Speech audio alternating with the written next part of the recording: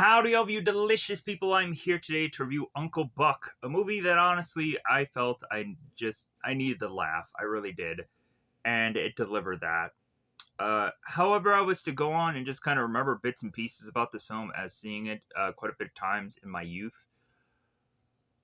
When looking at this film, you always go into it new. It always feels fresh. It always feels that you can watch this today and there's nothing about it that is just like, well, like that seems to be a sign of the times. No, like there are always bowling alleys. There is always horse racing. There is always to be a unlikely relative that is to need to go on and babysit his niece and nephews to then try and go on and do better parenting than the parents are actually to go on and be, just because you can kind of tell how much that they actually don't really notice of their kids.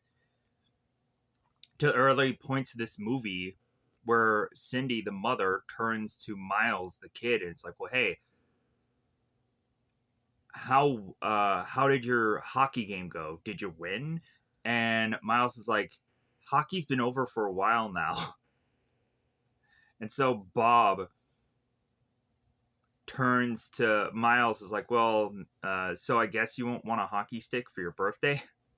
Like, that's how much they just don't know about their kids. And they're trying as best as they can to be good parents, but like also it's just they're going on to have this crisis that forces them into having someone sit for their kids, a person that they absolutely remember nothing about, or are to, in a lot of ways, think is to go on and be like a shady, just kind of worse off person, and it's like to be their very last resort because they had gone on and moved from the location they had gone on and moved from to now live here, and they now have no one to really quite easily turn to, and Cindy is to be just frustrated because of that. And so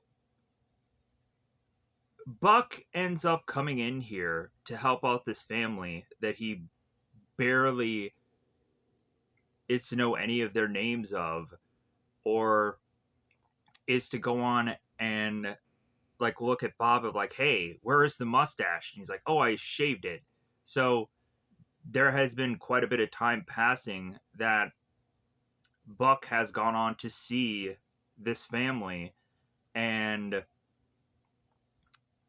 like that goes on and is to like really help us understand how Buck has just really distanced himself from this family. But then also Buck is to, of course, go on and have us probably understand why he has been distant from this family, because it seems that like he likes his freedom. He likes to not have to be tied down to things, even though he's been with Shanice for about a decade. And Shanice is like, well, hey, like I want to go on and I want to get married. I want kids. I want this. I want that. And I want you to work with me. And like, hey, my biological clock is ticking. Like, hey, let's go. Like, so, and Buck is just like, yeah, no, like I don't want a normal job. I don't want an office. I don't want this. I don't want that. And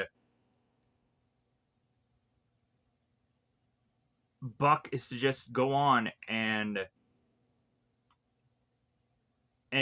be the most unlikely person, because supposedly he is to unfortunately be in Shanice's eyes to be a boy who has yet to grow up to be a man. And maybe as Buck is to further start to take care of these kids and further definitely to be micromanaging Tia the way he does, he is to start to go on and realize it's that he's kind of growing up a little, that he's going on and he realizes that he can go on and take care of kids, and he realizes he can go on and uh, be able to kind of take care of everything that's horrifyingly going on in this home, and so on and so forth. So, reminding us of movies like Mrs. Doubtfire, Don't Tell Mom the Babysitter's Dead, and also uh, The Babysitting Adventures, I believe is the title of that film, where you just have like unlikely situations that people are put in and they somehow succeed. And fortunately for this movie, it just makes a film very entertaining. Yeah, there is some low points. Like, of course, like Uncle Buck is going on and just kind of thumbing through the telly at one point, and I'm like, okay, like here's kind of like the like not everything is just gonna be like a laugh riot from second to second, and you're just gonna like, okay, like let's get past this point here to just gonna see what next funny adventure is gonna be delivered in this film, or not everything like lands the way you have probably remember this movie before if you've seen it in the past. But Uncle Buck is, of course, just a really fun film, and I really did enjoy it. And again, it reminded me of all those kind of other films of just unlikely people that are to produce uh, just the best results within their situations. And that's why I go on and I can like a movie like this, because it kind of gives people hope and goes on to also just be very much fun and entertaining. So this movie, of course, was great. Like I want to say that it's probably epic just because of the fact that it's like if people are to find out about John Candy, I think the very first movie that everyone points out to them to check out and view and whatever is to logically be this one. There, of course, is to be some really interesting films like Planes, Trains, and Automobiles that I reviewed at one point, but I'm not trying to advertise that or whatever. I'm just saying that movie also exists that I've reviewed on this channel. At some point, I wanted to go on and cover all of other kind of just John Candy content, but I also was to just end up not, just because I was thinking like, well,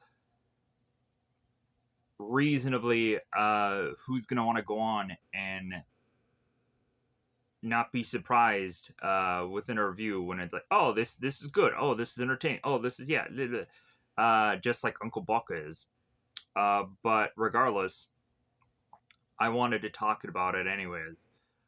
So, with that said, I think it's about that time to just go on and break down this film um, further into spoilers. But before we go on and do that, so if I haven't quite stated already, what is this movie exactly about? For those of you that are to go on and be like, okay, like you said these things about this movie, but I'm not quite sure. So we have these two parents, and they end up getting a call late at night to have one of their relatives going on through a heart attack, and that then rushes to have these parents try to call a number of people to see if they can sit for their kids, because of course like their kids have school, their kids have day-to-day things, and so somebody needs to watch over them as they leave to get to this parent, because they have to, I think, fly to get there. So after going on and kind of figuring out these scenarios, they wind up having Buck come in, and Buck is to not even remember where these people live. That's how estranged he is. But he comes in the house and is to go on and like try as best as he can to understand this world, even though actually he doesn't know how to feed a dog because he's never had a dog in his life. And any number of things he used to just really just have questions about, which eventually he ends up answering when he talks to Cindy later on in the film. So Buck takes on this task of just kind of guiding these kids, which then leads to Buck having to deal with Tia, the most difficult of them all, to really have Buck questioning throughout this film. It's like, God, why does this girl hate me so much? Why does this girl, like, why is she such a pain? Why is she so rude? And like, eventually, it's just we just have to chalk it up to just teenage rebellion and whatever, because we just don't really get the actual answer by the end of this film or understanding of like why she used to go on and probably just have a hard time, with the exception of her probably to be reasonably, when Buck wasn't there, to assume that Tia had gone on to be looking after these kids and had to probably grow up really fast, as well as also we have to assume that Tia uh, is to walk to and from school quite often, or is to just kind of walk to wherever it is that she needs to go, and that could probably go on and lead to some kind of resentment or whatever. But anyways,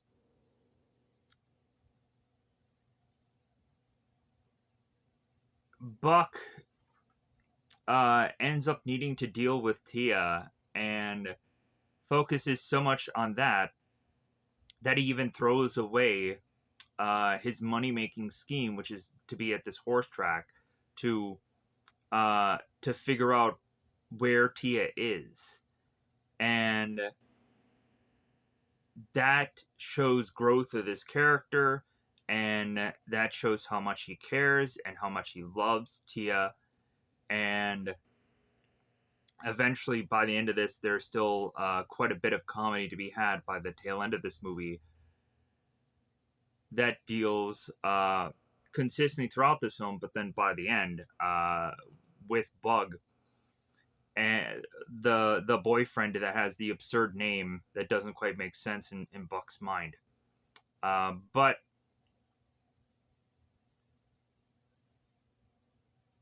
as this movie, it seems, is to finish up, we start to see that these kids have probably changed forever via this kind of X number of time interaction between Buck and themselves.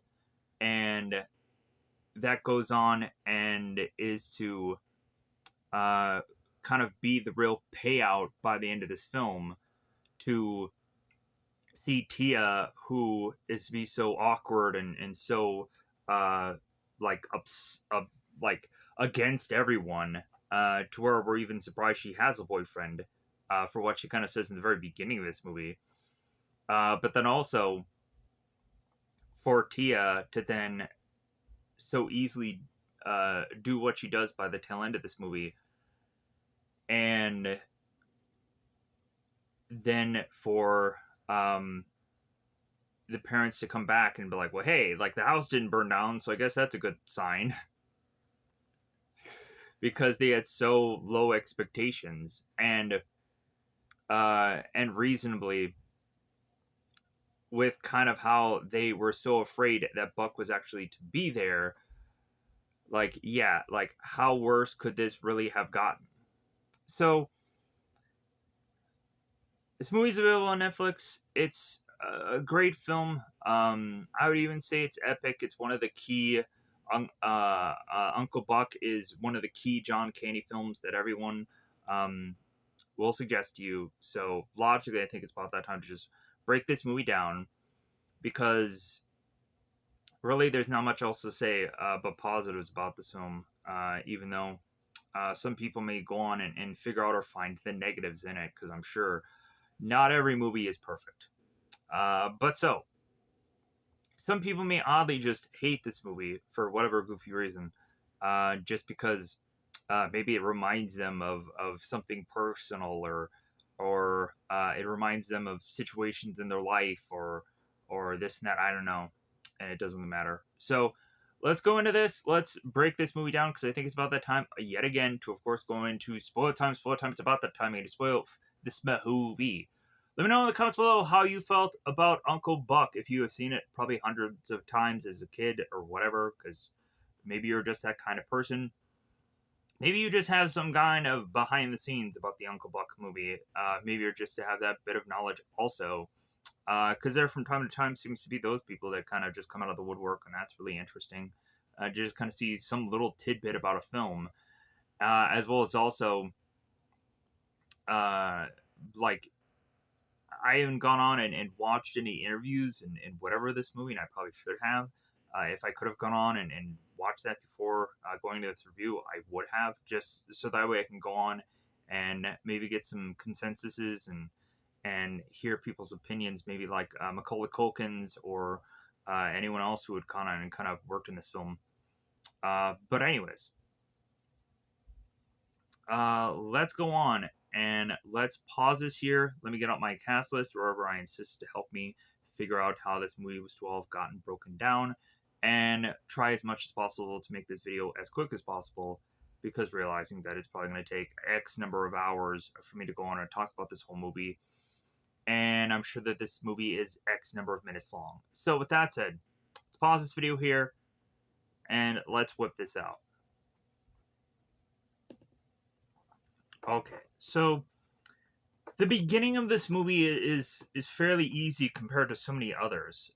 Just because normally when we would go into a bunch of intros of a lot of films, a lot of times it would just be these like scenery shots, or we would have like Teenage Mutant Ninja Turtles: Secret of the Ooze, where like people are just all eating pizza. Ooh wow, yeah, and I'm to just go on and say that those openings of movies are just be so just stupid and boring. Like I am to go on and always like where the opening of the film, even though there are to be credits and what have you, like I want there to actually be like the beginning of the movie to be there. To where yeah, you do have these credits and whatever, but like it doesn't ruin the film if you just start it so early in instead of just having a black or red or whatever background that has all these names slapped on it and you're just like okay seriously like I have to just sit through this and just be like I don't really care about any of these names, what does it matter to me, like because like they're not the character names, it's just whoever is to be just selling us this movie in a sense of director and actor. But anyways, so luckily, the way that this movie is to go on and start has the kids of this home transitioning from school to then home. So, kind of makes all the sense in the world to kind of start this movie off this way. So, Tia is walking home, and you see her get into the house, and both Miles and Maisie uh, are to go on and also make their way to the home. Maisie, I believe, comes from a bus as Miles is running his way into the home.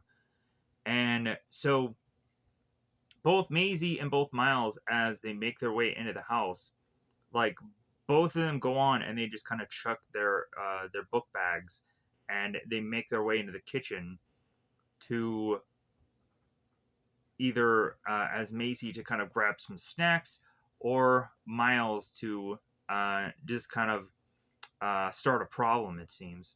So Tia is to go on and tell Maisie to not put her bag on the table, and Maisie does some talk back. Tia is like, "Hey, don't give me crap," and Maisie's like, "Well, hey, that's a swear word. Crap is not a swear word." And Tia's to think, "Oh, like you thought I said shit," and like Maisie's like, "Oh yeah, that is a swear word." And it's funny enough how like Tia had gone on to state the swear word, so she technically had said this swear word already. And then eventually she goes on and says it again. And then Maisie's like, "Well, hey, I'm going to tell the parents you said this twice now," because of course we realize who the tattletailer is in this family. So Miles goes on to open this door, thrusting his way in, and is to chuck off all of his stuff. And Tia, of course, has a problem with that, and ends up going on and telling Miles, like, "Hey, like, don't put your backpack there." And so eventually, Miles is to lead into upsetting Tia. The two of them are to almost go into fisticuffs, but the fight ends up getting broken up far too soon, forcing then Miles to then rush off to have Tia go on and state like that because Maisie chimes in with like, "What do we need boys for?" And Tia's like, "Well, we just need them to be boys that grow up to eventually become shadows." And if, in all honesty, if Tia really felt that way, then like logically she would not have a boyfriend. I feel, but like I guess also like she's probably just specifically like saying that for her brother's sake of just like, well, yeah, like uh that at some point like she wants to go on and have Miles grow up so that way she forgets that he exists and has her own life. But that's just me, just trying to figure out what she was saying there. So Tia is to tell Macy uh, to let the dog out, and Macy just shouts for Percy, and then Percy, I think, just comes out of this. It looks like he's in this washing machine, or no washing machine. He's in this dryer, and he thrusts out of this opening, and he makes his way out of it. Which, if in my mind, like maybe this dog is just in some like hide a hole thing, because I can't believe that he's in this. Just it doesn't make sense to me that he's in this dryer because that just doesn't make sense to me in my mind. Why he would be just put there. But let me know in the comments below what you think this thing is. Like, it looks like also just his little nook there. But anyways, Bob, Cindy, at some point in this movie off screen, arrive at home, and the family all sit down to have this dinner. We realize that it's to be just probably some kind of store bought Chinese food as they all just start to, via actual uh, uh, sticks, just try and go through and consume this. So here's where Cindy goes on and talks to Miles about, like, well, hey, like, have you recently won your hockey game? And then Miles goes into the whole thing of, like, well, like, uh, hockey is over. And so we have to realize how disconnected these parents are. And then Cindy goes on to say, it's like, well, hey, once your father makes his way to New York, because I believe they're in Chicago, because there is obvious signs that state they're in Chicago, because of course you have like the big, huge Chicago Cubs sign or logo that seems to uh, be on Uncle Buck's shirt, as well as also when Buck does the clapper, all of a sudden there's this big, huge, massive sign that says Chicago Cubs at some point. And we just have to assume that this is to have been filmed in Chicago, unless we are to have found out through this movie otherwise. So, or some point of Illinois. So but Cindy used to talk about how when Bob is to make his way to New York, that she is going to go on and take a week off from work. And Tia is like, "Well, what are you doing that for? Are you going to go on and interview some new housekeepers?" Because I'm sure Tia has been kind of lifting most of the heavy load here. And we have Cindy who turns to Tia. It's like, I'm getting just a little bit of tired of your act because we of course always have to go on and have the rebellious teen against the parents. It's always the way every single one of these movies have to go on, and they always have to argue, and they always have these quips and whatever. Like, kind of look at anything that I've gone on and seen that has a teenager role. You'll go on, you'll have these parents that are just so difficult for the teenager to live with.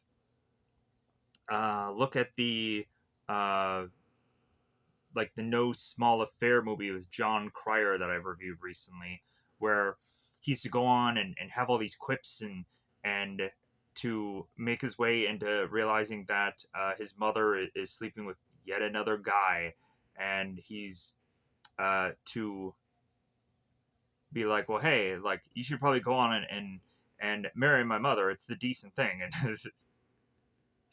and then the mother finds out what the guy said, and so there ends up being just this repartee between the two of them.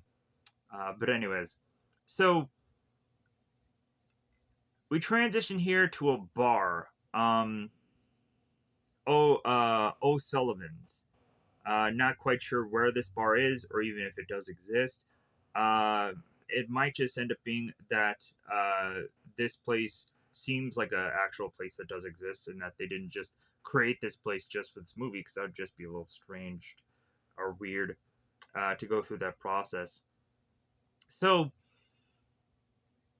Buck and Shanice are at this bar together, and both of them, it seems, are having dessert. They're eating the pie, and eventually, this is to understand both Shanice and both Buck, even though Shanice won't be in a good. Uh, she'll be, I guess, a good enough amount of this film, because of course Shanice is to try and persuade Buck. It's like, well, hey, like,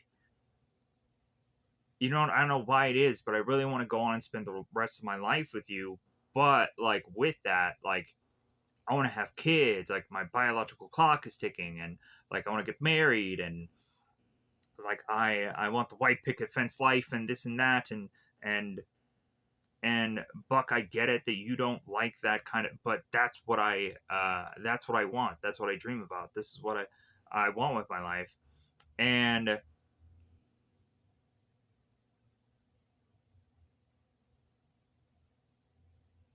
and Buck is just like, well, you know what? That's great and all, but I like my freedom, and I like not having a job, and I like this and I like that, because Buck goes through all these schemes to be able to keep himself afloat. Horse races and all of, I'm sure, these shenanigans to try to get himself without needing a job for an entire year, and it seems to continue to just keep working well for him. So he just goes on, and he and also had gone on to even uh, win over Shanice to then get breaks or shocks or whatever at a certain part of his life, and that's how he met her, uh, to go on and to be able to have a way for him to go on and get car pieces and car parts or whatever, and probably get them for fairly cheap, because that's probably to be the only hang up in his life. But anyways, so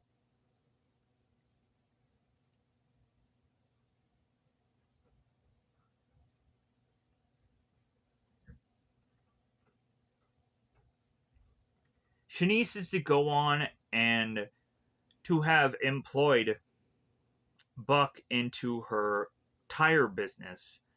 And Shanice is telling Buck, it's like, well, hey, you better be at work by the morning. Like, and Buck is to go on and say, you know what? If I had any reason to otherwise not want to show up at work in the morning, like, I would definitely give it to you now, but I can't think of one. And eventually he'll go on and think of one. So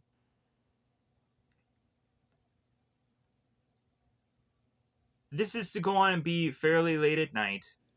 Both Cindy and Bob are fast asleep, and they end up getting a phone call. Bob answers it, finds out that it's to be Cindy's aunt, and that it seems that uh, Cindy's father is to have had a heart attack. So they start thumbing through a number of people that they can think that they can try and have uh, these certain people watch their kids for an extended amount of time. And they make their way through Marcy. It's like, that's the last person I would go on and have watch over my kids. It's like, well, hi, hey, about the Nevilles. And so it's like, all right, like, let's go on and let's call them and let's see if uh, we can see if they can help. And Sydney is just upset that they've moved there, that she realizes that there's no one to help them here because she had gone on and moved away from what is to be her whole entire family to just come here because I guess Bob just needed it for work. So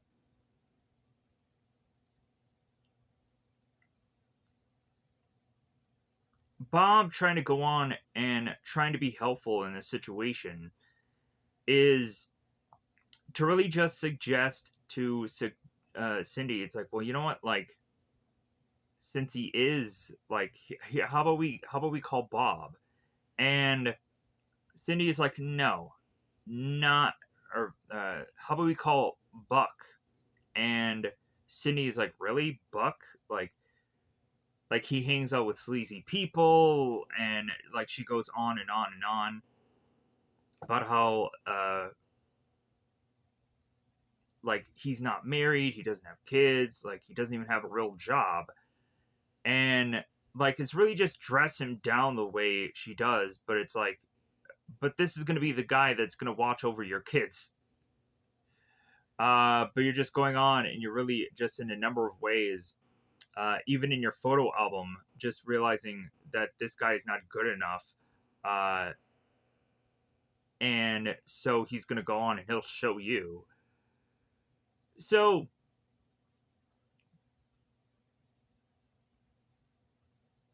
Cindy agrees with Bob's suggestion eventually, but it's like, well, hey, call the Nevilles first. So Cindy is to go on and break it to the kids what is happening. And like Tia, of course, because it's Tia, throws shade to Cindy to be like, well, hey, like if my whole entire family would have moved away from me, I probably would have had a heart attack too. And like, dang, Tia, just like put the knife in the back and really don't twist it too hard because I'm starting to feel something. So Cindy goes on and explains to Miles like what's the situation, and Miles is to go on and ask like, well, hey, who's going to take care of us then while you guys are gone? And Cindy ends up explaining it to, well, the Nevilles. So while that's going on, Bob is calling the Nevilles to come to find out they're in Florida, and so Bob turns back to Cindy and explains that like, yeah, they're not going to be able to help us out because they're in Florida. So the whole entire time Bob is making this phone call, Miles is telling Cindy about how this weird family that we'll never go on and see has a dog that smells balls and continues to just say the word balls. And then, like, Cindy's like, don't say that word. And so Miles is like, well, what other word can I say? Ah, nuts.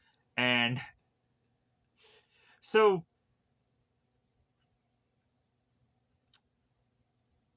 Cindy is to be forced to realize that the only ultimatum that she has here is to rely on Buck. So Cindy looks at Bob as like, well, can we trust him? So a phone call is to be rung in Buck's home as he is to be scrambling awake as he ends up knocking uh, some I would say uh, like container of either peanuts or something else. I'm not quite sure. It's very dark in this scene, and so Buck is to answer the phone and doesn't even know who it is, as Bob is to like say his name, and Buck is like Bob, like I don't know Bob, and so eventually the more and more they talk, Buck realizes, oh, it's Bobby, yeah. So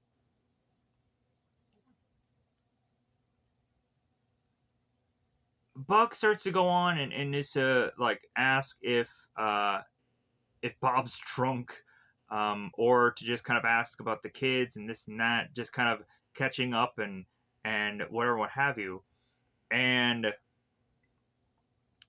Bob is to go on and eventually tell Buck his situation, as well as also Buck is to use the clapper and have his lights all come on, and uh, and Buck is to tell Bob about how he's using his Christmas present. Oh yeah, the clapper. All right, well, and when he ends up clapping, like the whole entire apartment district lights up. It seems so. As well as I guess also this is a place that they're right next to the Chicago Cubs stadium. So I guess it is really in Chicago. So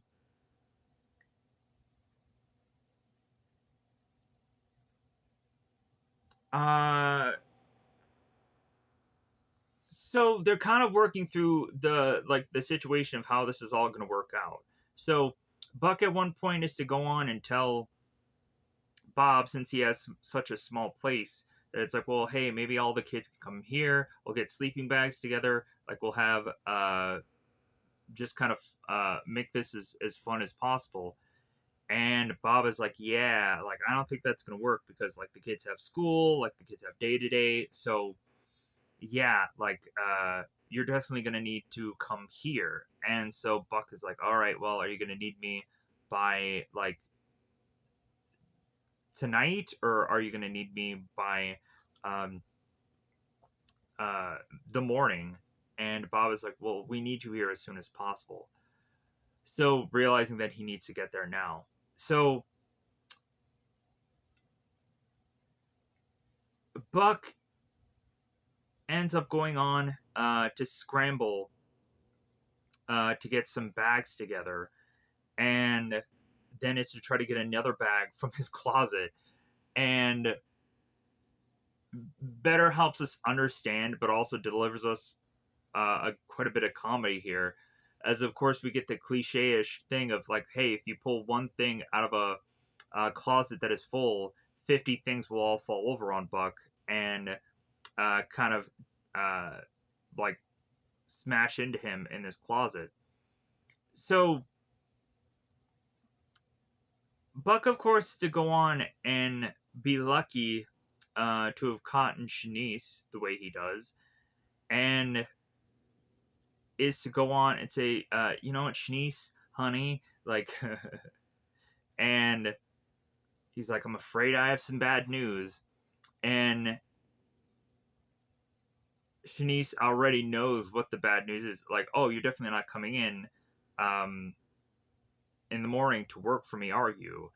And so this further goes on to have Buck do the comedic bit where he tries to go on and just says any word he can, but he's consistently getting cut off by Shanice, where he's like, "Let me, give me, give it, have it." Ah, and then Shanice is like, "Goodbye," and she hangs up the phone. So Buck gets his way on the road, and Buck is to be so well off of, like, he knows who Tia is, but he's like, well, but how old is she? She's got to be like 9 or 10 now. Yeah, you're gonna be way off there, Bucko. And then he goes on and he's like, well, yeah, like who are the other kids' names? Like they have to be like like mouse names or something. And so Buck is like, well, like I think one of them is Larry, and one of them is Betsy or Jennifer.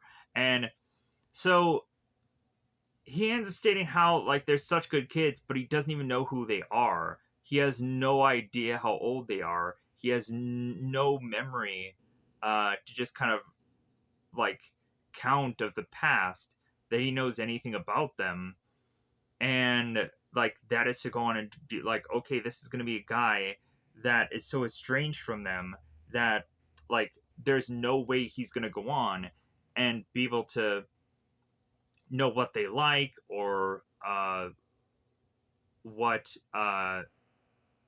like they're to go on and be. So he's just in his own way with what he goes on and does through day to day, like is to go on and just kind of do for these kids what he normally would just go on and just assess or assume to do either for himself or to uh, think of what would be the perfect situations to kind of get him through these days. So Cindy is to go on and talk to Bob here, and it's kind of funny. Bob goes on and says like, "Well, yeah, he's a 40-year-old man. He knows his way around." And then all of a sudden, Bob goes into a completely wrong home, and is to be knocking on this door asking for Bob. And so Bob tells Cindy, "It's like, well, hey, just keep on packing, and I'll be looking out for Buck here." So Buck, the longer that he's going on and waiting in front of this house that obviously is not Cindy's and Bob's, he's going on like, "Hey, Bob, it's cold out here," like, and it's not like yelling and screaming and what have you.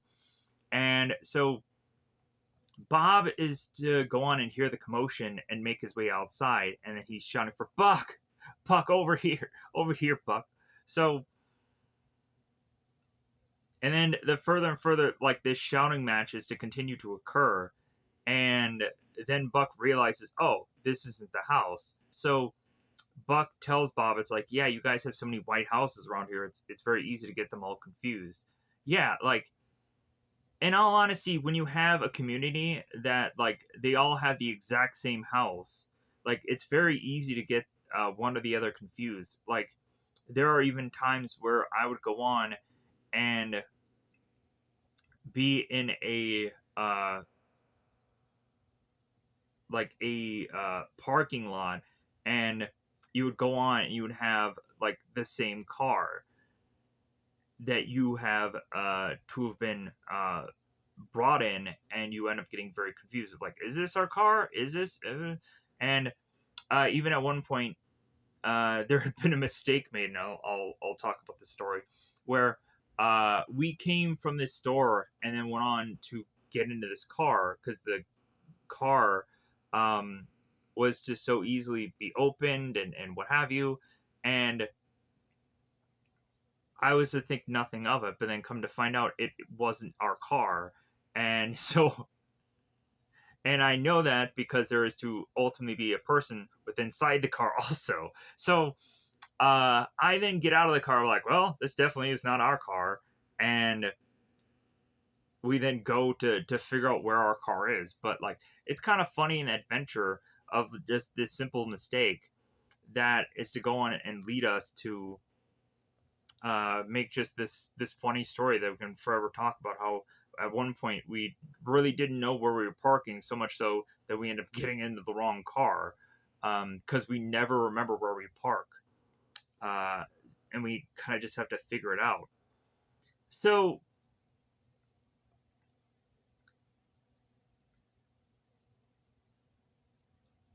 Buck makes his way into the home and is to eventually go on and talk to Cindy. And he goes on and he talks about his 5 year plan about he is to be at cigars now. He at first was at cigarettes, then he's at cigars, then he's gonna have pipes, and then he's gonna go and have the nicotine chewing gum. So Cindy goes on and states that she'll have a number of blank checks for Buck to use, and Buck is to like, well, you know what? I have money. Like, I think I'll be fine. And Buck, at some point in the movie, ends up explaining like that um, he has money, but it's not as well off, I guess, as both Cindy and Bob do. I guess that's probably why they ended up getting takeout instead of actually making something or having someone else make something for them. Uh, but so Buck ends up going on and trying to be very prideful and to say that, like, oh yeah, I don't need your money. Like, I'll have my own. It'll be fine. And then eventually, Buck goes on and is to talk about like, well, like I don't really know if this paycheck is gonna cash and this and that. Do you think I'll be fine because like I haven't had the chance to be able to do any banking lately, and so like Cindy kind of looking with Buck is just like, man, like how can I trust this guy that already like he used to say that, oh, like I have plenty of money, but then he kind of backpedals and like I don't know. So Cindy is to go on and leave the checks. So Buck is to thrust Cindy's coat on and kind of get them out the door because it's getting fairly late anyways. And Tia is to just kind of overhear what's going on here because she's very much a nosy nephew, it seems. And so Cindy is to try to, as best as she can, to like thank Buck for going on and doing all this, and so does Bob. And so the parents leave, and so Buck goes on and he starts to play the piano, and he ends up playing the Twilight Zone theme, and he realizes like, yeah, this is definitely the Twilight Zone, and so Tia is to still go on and try to overhear this because again, nosy niece, and Buck is to just grab this just item that he is to go on and find, and it ends up being this glass plate, and he accidentally has it fall through his hands, drops on the ground, and it doesn't break. So Buck naturally assumes that this is some unbreakable bit of plate, and then he goes on and he smacks it against the piano, and it breaks, and he's like, "Well, I guess not." And then he has to go on and ask Cindy later on. It's like, "Well, hey, where can you get a plate like that?" And come to find out, the plate was in England, and so Buck is like, "Well, yeah, of course it is. Like, of course it is." So so waking up the next morning, Buck is going on and he's listening to the radio, and he's stating that the day is to be sponsored by Shanice's uh, tires and this and that, and her tire company. And so Buck is going on and making breakfast, and all of a sudden the radio is to be turned off by Tia. Buck turns is to welcome Tia with open arms, like, "Hey, you remember me? I'm Buck. I'm your uncle." And Tia is to immediately, instead of uh, thrusting out her arms and hugging this man and being like, "Oh yeah, like the one relative that I am to have been sorely missing forever so long," like, "Hug me, you man, you." No, Tia goes on and is to like distance herself so far away from Buck and instead make her way to make a bit of coffee. And Buck is to try as much as possible to have some kind of rapport or some kind of dialogue here between the two of them. And Buck looks at Tia. It's like, well, hey, like coffee drinker, and Tia is like, well, yeah. It's like, well, do your parents know that you drink coffee? And Tia turns to Buck. It's like, no, I'm just trying to impress you.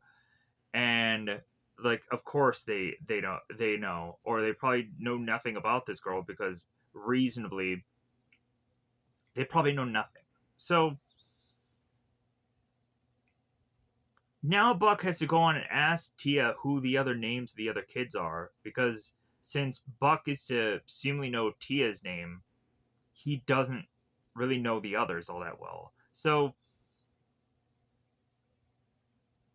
Buck asks the question, Tia is to answer him, and then he is to almost forget who Maisie is, as it seems that he is to again need to be reminded by Tia who Maisie is. So as Tia refuses to get breakfast, Buck gives it to her anyways, and Tia is to kind of slide it off away from her.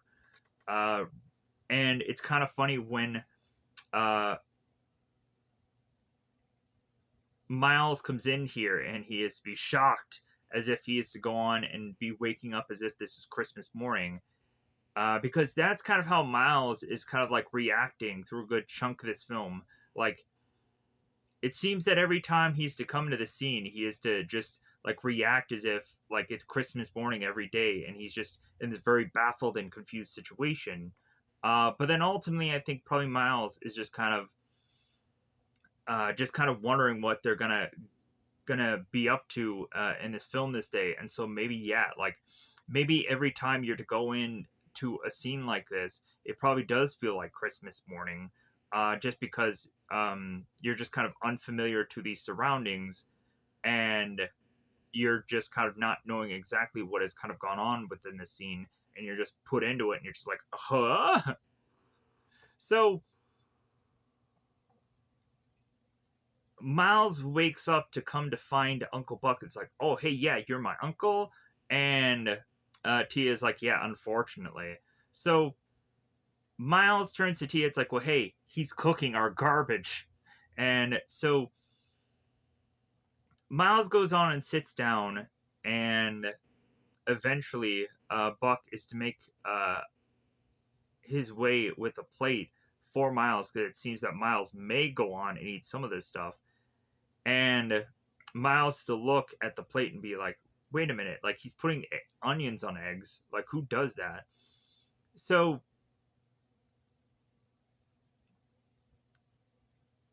Tia is to go off to comb the hair of her younger sister, and Buck then is to turn to Miles like, well, hey, like, is your older sister? She always is pleasant.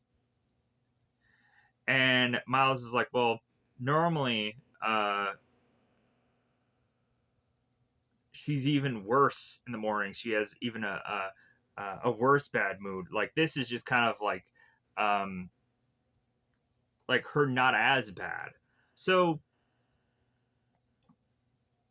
Tia is going on and combing the hair of her younger sister to then explain to her that Tia is going to be taking care of the two of them, and Maisie turns to Tia and is like, "Well, you don't even drive," and then she thrusts her hair to force Tia to comb this all over again. So here is the questionnaire that rapid fires between both Miles and both Buck to really tell between the two of them how good of an actor that they are, that they can just kind of thrust all these bits of lines out and it just rapid fire so quickly comes out.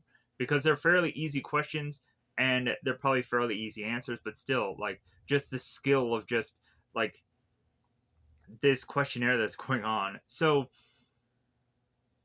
Uh, so Miles ends up asking Buck, it's like, well, hey, do you live in the city? Or where do you live? I live in the city.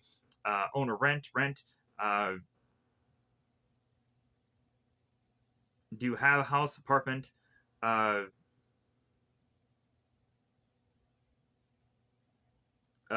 what do you do for a living? Lots of things. Do you have an office? No, I don't. Uh, how come? I don't need one. Where's your wife? Don't have one. How come? It's a long story. Uh, are you my brother's? Are you my dad's brother? Uh, like how many consecutive questions have you gone on to ask somebody? And 38, it's like, well, I'm definitely your dad's brother, all right. And I was like, well, do you have any kids? And he's like, no, I don't. And he's like, why don't you have kids? And he's like, well, that's an even longer story. So all these questions are going and just be chucked together here. Uh, and Miles is going and state how like it seems that Buck is to have a lot more nose hairs than his father does, and uh, Buck is say like, well, hey, nice of you to notice, and he's like, well, as a kid, he's a kid. That's my job. So we transition to the kids making their way to school as Buck is to drive them there, and the fun thing about this car that Buck has is eventually leads to this car eventually going off like a shotgun and scares people to where they think that like, oh my god, somebody got killed, somebody got murdered, because they don't realize that there is this consistent backfiring that is going on with this car. So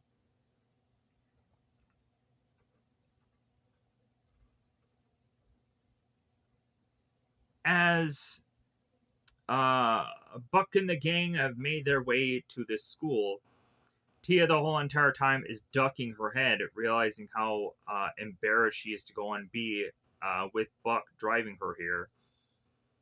And oddly, we also get this one scene where one kid in the background is say like, "Is that my car? No, it's not my car." So it's like, how does this kid not know that this is to be a thing picking him up?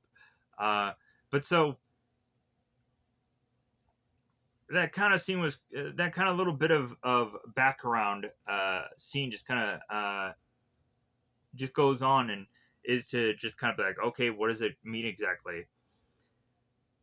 So as Buck is to notice that Tia is to hit the ground, he's going on and asking her like, "Oh, are you tying your shoe?" So as Tia is to go on and lift her head, and Buck, of course, is to go on and ask Tia, it's like, "Well, hey, like, so when do I pick you up? 4 o'clock, be okay?" And Tia's like, "No, I normally get a ride." And also, it seems that uh, while Buck is consistently asking Tia about school and what have you, it seems that maybe Tia doesn't actually really go to school, and Buck is to go on and intimidate Tia to the fact of like, well, hey, if you don't go on and if you don't go to school every day, like I'll go on and I'll get my robe out um, and I'll walk you into your first class and make this even worse. And so robe and pajamas and walk you to first class. So Tia then turns to Buck, is like, well, has anybody ever intimidated you or embarrassed you the way that you're doing to me? And Buck turns to Tia, it's like, no. So Tia, of course, goes on and leaves to make her way into class. And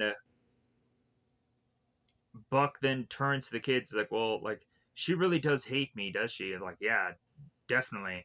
And he's like, well, it must be this hat.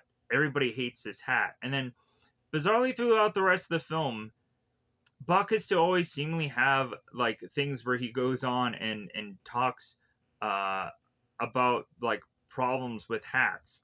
It seems that whatever hat he has, the fedora, this hat here, like every bit of it is to be something that people are to go on and either try to steal from him, or it seems that also, like in this point, he is to have a story that is to lead to why people probably hate the hat that he's wearing. So, and then when he is to be told where this party is, uh, these like people who are driving by are going on and telling Buck, it's like, well, hey, uh, like don't wear that hat in that party because they'll hate that hat. So as Buck is to go on and bring all the kids to their school, Buck then is to make a call to Shanice. And so within this bit of dialogue here, Buck doesn't know how long he's going to be there for. And Shanice is like, well, hey, like, I definitely need you to come in to work for me soon. And, like, I need to fill this position. And Buck is like, well, like, if you go on and in the time that I'm gone for, because I'm going to be gone for quite a while, like, because it's very unsure.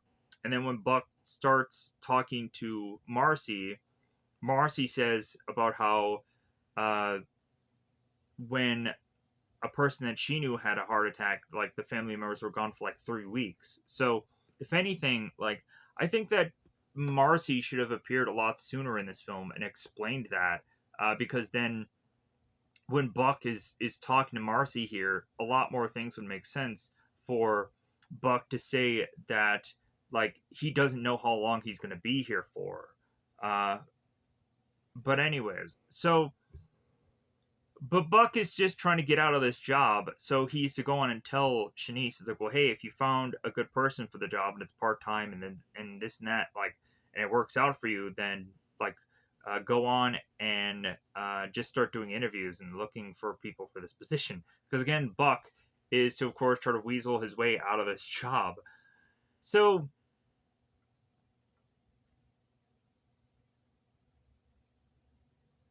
uh, so Shanice ends up getting so mad that she slams her hand on this table, and then she realizes that she just have a bit of ink on her hand, and it's just kind of funny here. So Buck makes his way, and here's the slow point of this film. If we've already gone an hour in and probably not made a much headway of this review of this movie, Buck is going to be on the couch. He at one point is to be eating cereal right off the box. Let me know in the comments below how you're to go on and like have your cereal, or do you have it still in a box? Or you go on and have it in specific containers? Are you to go on and maybe just have it a certain part of your house uh, that is to be how it was like originally contained from the store to now your place and what have you? For us, we go on and we kind of do a number of situations. Like there's some cereal we just kind of keep in a box and put it on the very top of our fridge. And then also, there are certain times where we take this cereal and pour it into its own container and just kind of leave it at that. And that is to just kind of be whatever just kind of suits us for that time. But it seems that often the cereal kind of goes so quickly that it's just kind of like, well, let's just leave it in the box. But anyways, so but again, that can go on and just really realize how lazy we've become, but still, um, as a people, as a society, as a whatever. But then ultimately, people would be like, "Well, yeah, I put it into my own container and I label it and I this and I that and 50 other steps, just for a thing of cereal," and be like, "Wow, okay, all right, well, all right then."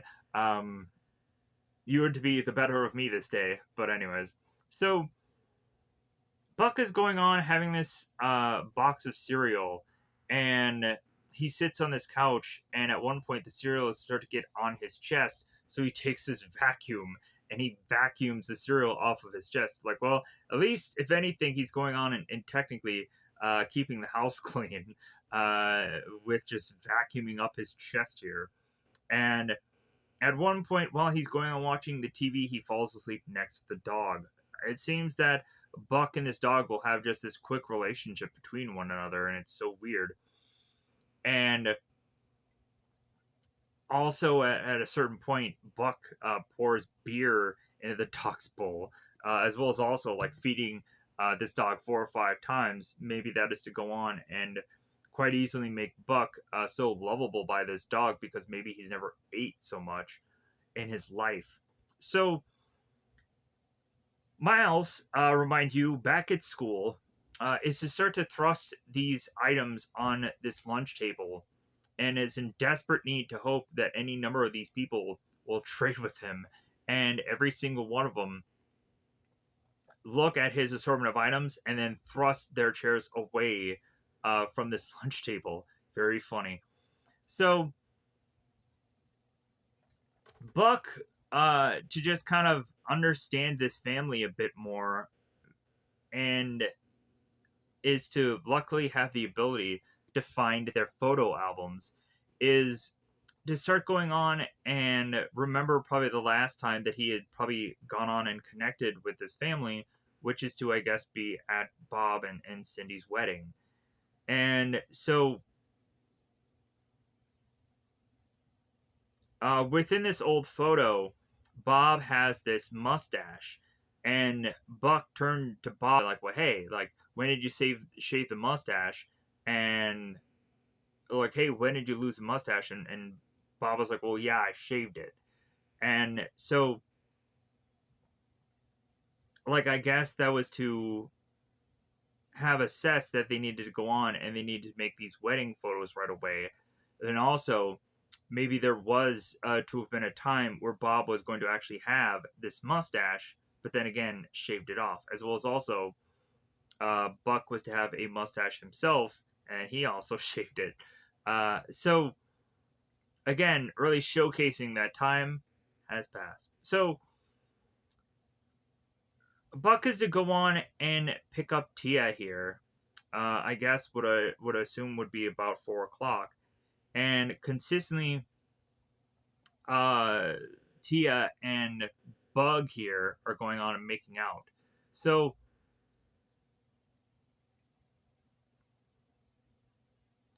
Tia goes on to tell Bug to hold his ears, as of course Bug is to be unaware of how bad Buck's car is, and again we have the shotgun blast that comes from the muffler of Buck's car, and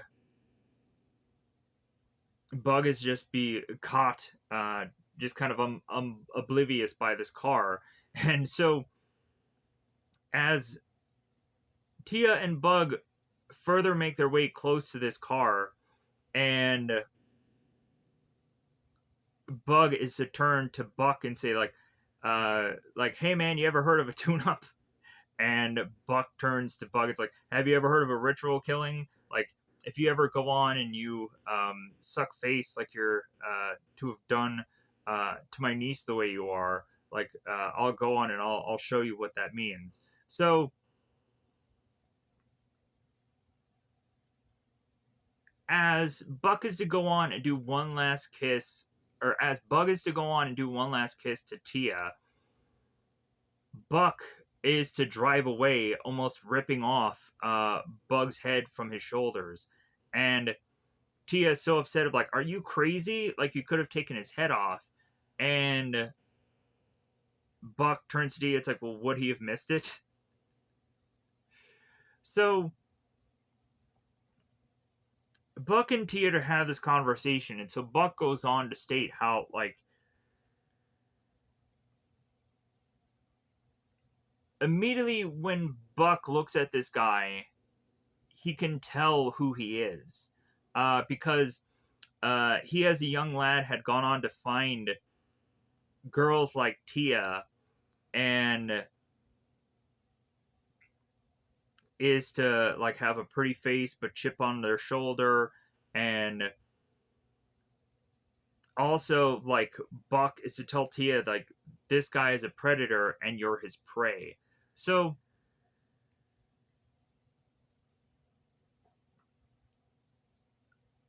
at some point also Tia is to explain to Buck who this guy is by name, and Buck is start laughing and be like, "Well, like his name is Bug. Like, is it his first name or is it his last name?" And Tia says, "Well, obviously it's his first." And it's like, "Okay, well, what's his last name? Spray." So kind of an old joke. So kind of a dad joke. So But eventually Tia throws some shade at Buck, like, well, yeah, like you're one to talk, like your first name is Buck. What a name of that. So we transition here. Miles is going on doing the dishes, getting his hands dirty, soon doing some character building, it seems, and kind of a bit of fun to see Macaulay Culkin just bizarrely just washing dishes for some goofy reason. Because I guess acting didn't work all that well than he thought it would. Yeah, freaking Macaulay Culkin, like he's done amazing work in acting and has really done well for himself. So good for him.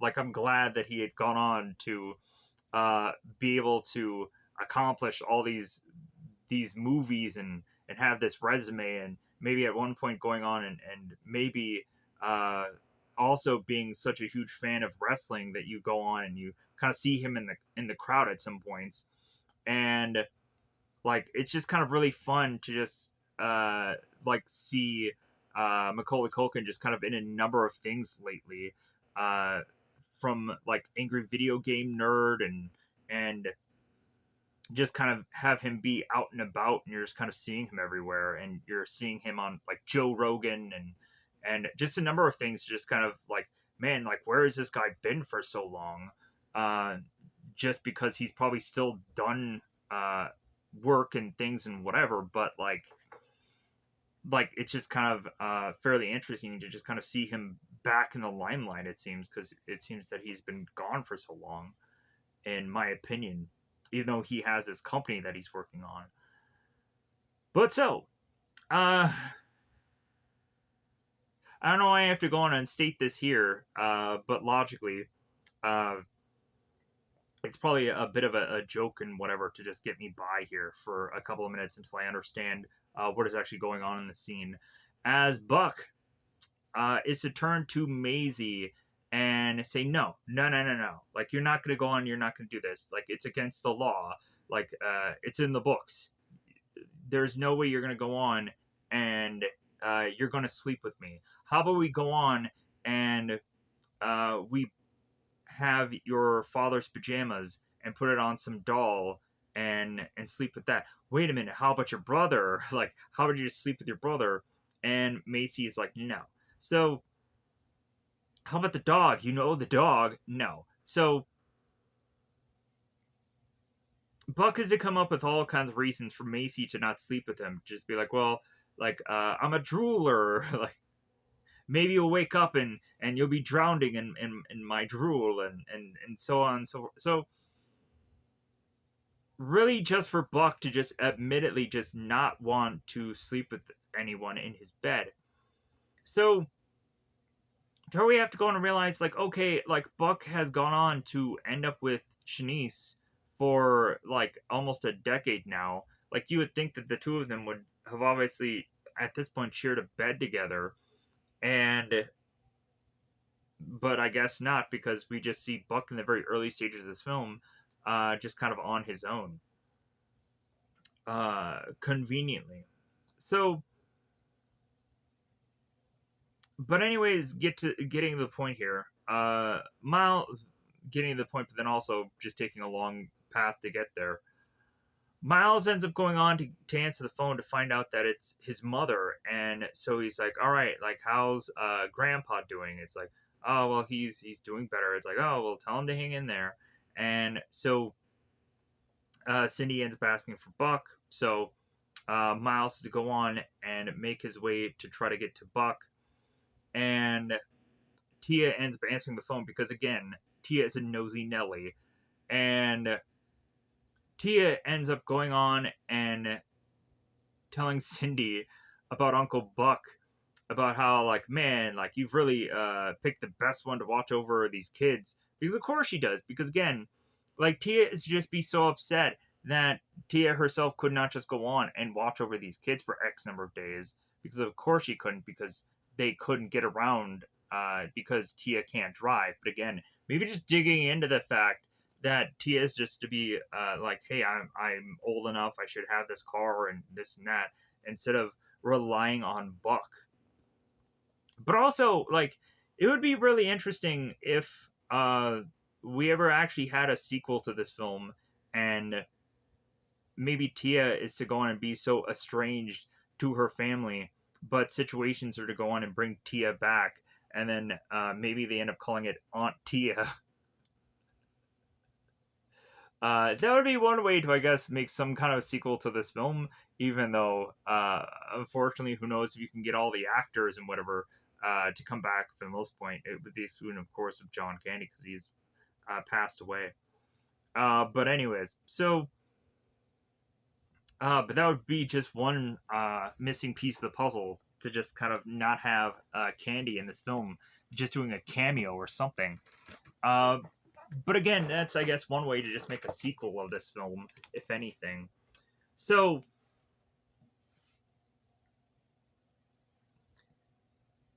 Cindy, Cindy is to talk to Tia, and Tia is to say at one point that Uncle Buck had taken off at one point, and that Tia had been forced to kind of watch over the kids, which seems to not be actually true, or there's no real evidence to state that at any point of the film. And so having Cindy probably understand that she's not quite sure of what's really going on at her home because she's not there. So finally, Miles is to go on and get Buck. He's to go on and answer the phone. And oh, also, Tia's to kind of throw shade more into Buck to say, like, oh, he drinks. Which, of course, again, he doesn't. So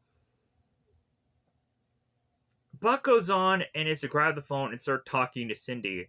And the more important things that we're going to get out of this conversation is Buck asking about the plates, and then also going on and asking how much you should feed their dog. And Cindy is like, well, you should only feed him once a day. How often do you think you should feed a dog like that? And Buck is like, well, 4 or 5 times. And Cindy is like, oh my God. Like, because Buck has never fed a dog, so he doesn't know. So uh, Cindy is just almost in tears and saying to Buck, it's like, well, you know what? I really feel secure that like you're with my family right now. And I'm really glad that you're there. And then the two of them hang up the phone, and Cindy is screaming for Bob. And the next thing we end up seeing, and here's the thing, like, I get it that, like, Bob and Cindy, like, the two of them, like, should go to, like, see this family member to assume that, like, this is probably going to be the last time that they're ever going to have time with this family member. But, like, you really could have had Cindy go off to see her father, and you probably could have just had Bob stay home the whole time. But then again, uh, like that would not have just been a more interesting film. But anyways, so and then also just kind of reminded of stuff like the Keaton movie, Mr. Mom, where you go on, you have a very unlikely person who's to be watching over the house, and chaos ensues. But anyways, so Buck is in the bed with kids, and the thing that is kind of just funny about the scene is we have Buck who just has this like sliver of sheet, and he's trying to pull it over his shoulder, and he falls out of the bed, and so the kids end up starting to like realize that Bob Buck is now on the floor, so they join him, and then Buck wakes up and is like, "All right, hey, get back into the bed, and let's all try to sleep here." And so the following day, Buck is trying to go on and do the laundry, and he is like fussing uh, with this machine, and he can't get it open for some reason. Like, and so he's bickering with it. He's talking about getting the crowbar to it, and trying to figure out a way to get this thing opened. So Marcy Cindy's neighbor is to make her way into the house. It seems that anybody can just go into this house, and like there's not a doorbell, there's not a nothing. Marcy can just walk in here. So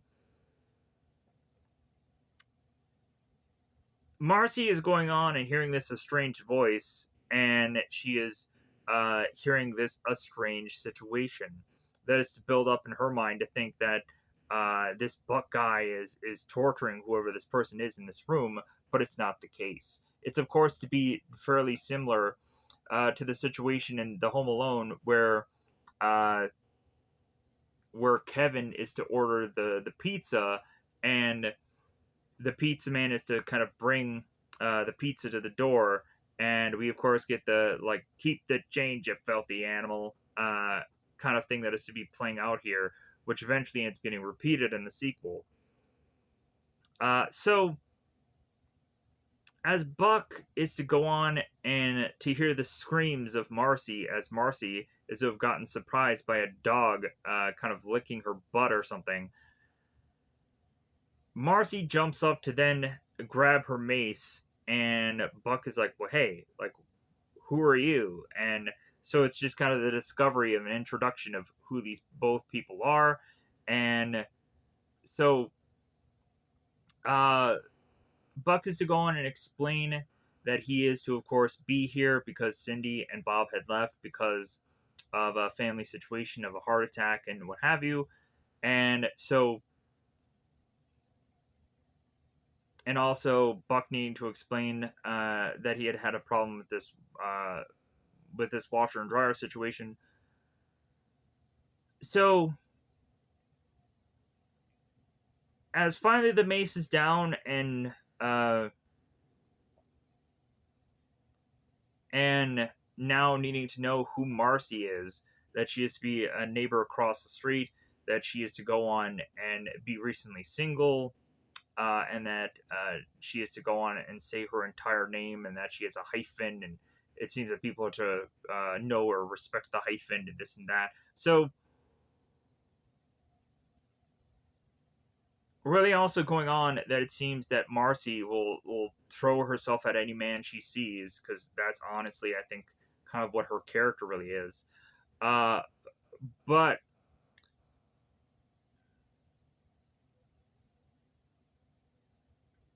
Marcy is to also turn to Buck and say like, well, like from when I was to have gone on and heard about a person passing or having a heart attack and the situations of that, Marcy was to realize that there had been possibly 3 weeks that had passed. So more than likely, Buck may go on and need a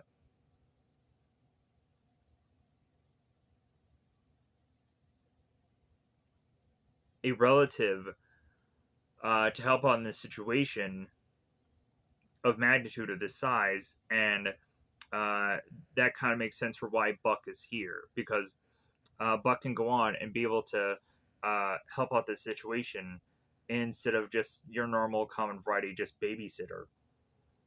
So that's probably why Macy's or Marcy's think, oh, that's probably why they didn't pick me to help out in this situation. You really actually need a relative here. So now we transition to Buck with the kids going on and needing to transition here to this bowling alley, as Buck just really wanted to go on and bowl. So Buck, wearing his bowling shirt and his fedora, makes his way to Tia like, well, hey, we're going bowling. Why are you wearing makeup? And he is like, I'm not going bowling. Like, I'm going out. And Buck turns to Tia. It's like, no, you're not. And Tia is like, well, why? And Buck goes into this whole thing where he's like, well, like, you're definitely not, because if anything, like, you're gonna be worried. Then in the middle of the night, I'm gonna shave your head, and like that's why. And like he goes on and like pretends that he's gonna be shaving her head and scaring her. It's pretty awesome and pretty funny. So this forces then Tia to go with Buck to this palace bowl. So Buck is to try to go on and teach the kids how to bowl, and then he himself bowls. And it's kind of funny when Macy tries to bowl, and she gets so slowly to have her ball go that it doesn't hit the pins. And Buck is like, "Well, yeah, like you've come into some kind of skill there. Like you have it just right to where the ball doesn't hit any of the pins, and also just doesn't go into the gutter either." So while Buck is doing that, uh, Tia is to have a man sit next to her called Pal. And God, this is so gross. Where he goes on and he is to like be fiddling with this toothpick in his mouth, and at one point he ends up getting it stuck, and I'm like, like that is like the worst part of this whole entire movie. And then he grabs it and has to like pull it out of his mouth and continue to just adjust it. So he tried so much to look cool here, but then he ended up looking stupid. So Pal turns to Tia, is like, well, hey, like you look like you're in college. It looks like you're a cheerleader. It looks like you're very firm and this and that. So Pal is to go on and put the moves on Tia without even going on and seeing if Tia is to be with anybody or what. Like this Pal guy is to not really be thinking of anything but like, hey, this is a good looking woman. I'm gonna kind of hedge my bets to kind of see if this works out. Because I'm sure this probably Pal character is to maybe be a person that just kind of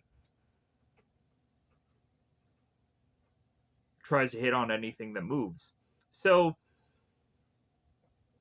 Pal is to go on to be offering Tia a beer that is becoming from off of his finger, and just like you could tell that this guy is just he really does his job very well.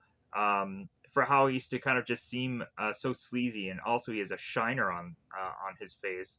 So yeah, like really going on and like telling us here like how like this guy is just gonna be the worst guy for Tia to like. Oh yeah, swoon.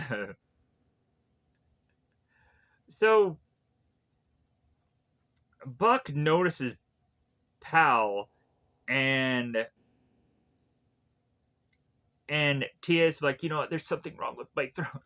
And Pal's like, well, I have a cure for that, and so does Buck. And so Buck is to find Pal, and Pal then turns like, oh, Buck, yeah, I know you. And so Buck turns to Pal. It's like, well, hey, you got a game going? And Pal's like, well, yeah. It's like, well, like, you aren't going to making any strikes by sitting right there, are you? So get out of here. So Pal leaves, does a great performance. Really liked Pal here. Uh, regardless of how I was probably also go on and just throw him under the bus maybe at some point.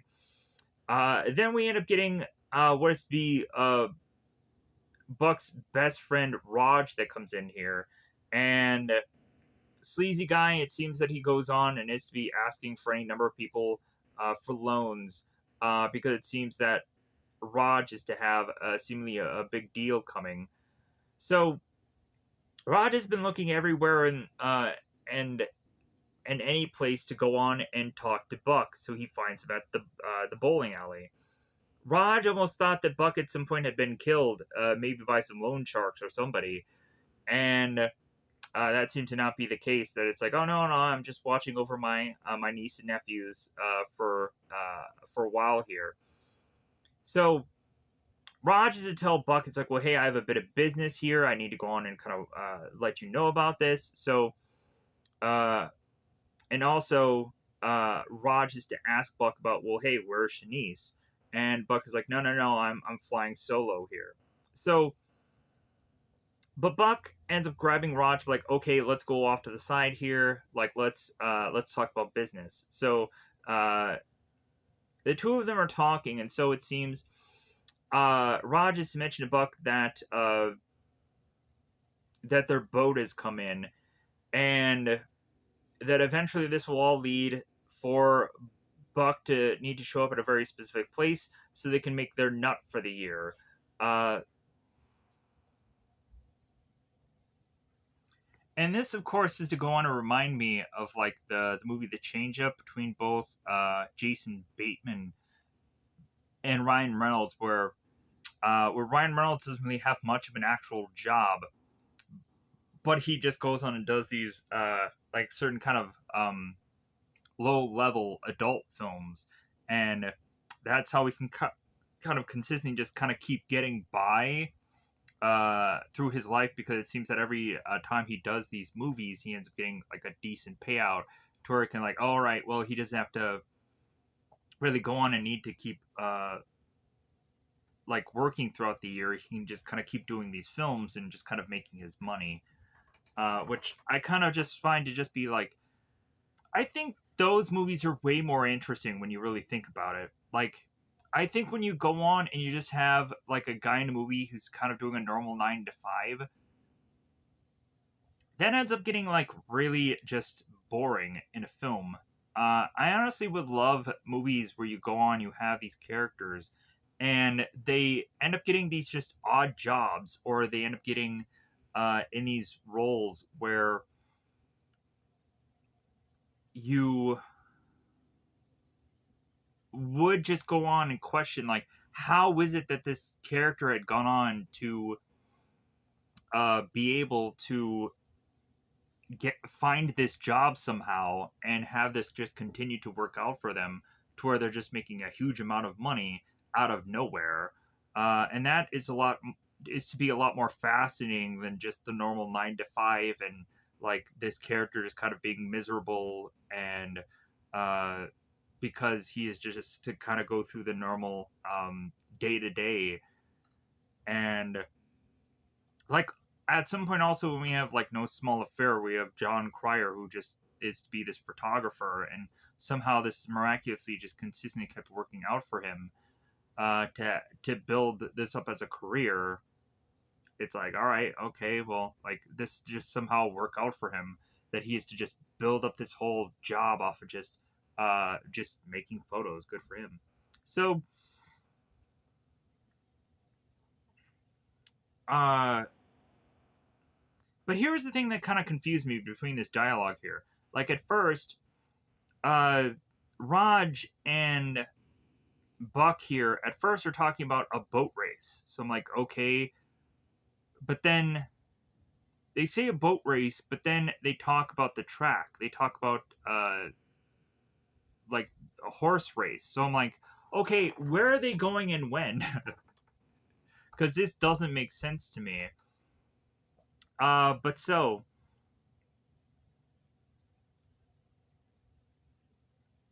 Raj is to go on and tell Buck, it's like, well, yeah, I'll go on and I'll definitely see you Friday night, right? Like, you're going to go on, you're going to do this, and we're going to make our money for the year. So, and then Buck turns to Raj, like, well, yeah, watch that sterno, whatever that means. So, Buck sits down and talks to Tia, and the first thing that Tia says, like, well, what is a shanice? And Bob is like, well, that's normally something that is to be seen around a buck. And so Tia turns to Buck. It's like, oh, so that's your girlfriend? And Buck is like, well, this is a girl, and yes, she is my friend. So Tia realizes that she can take this and use it against Buck, because she's gonna get him, uh, and get him back at some point in the movie uh, where it's gonna hurt him the most. So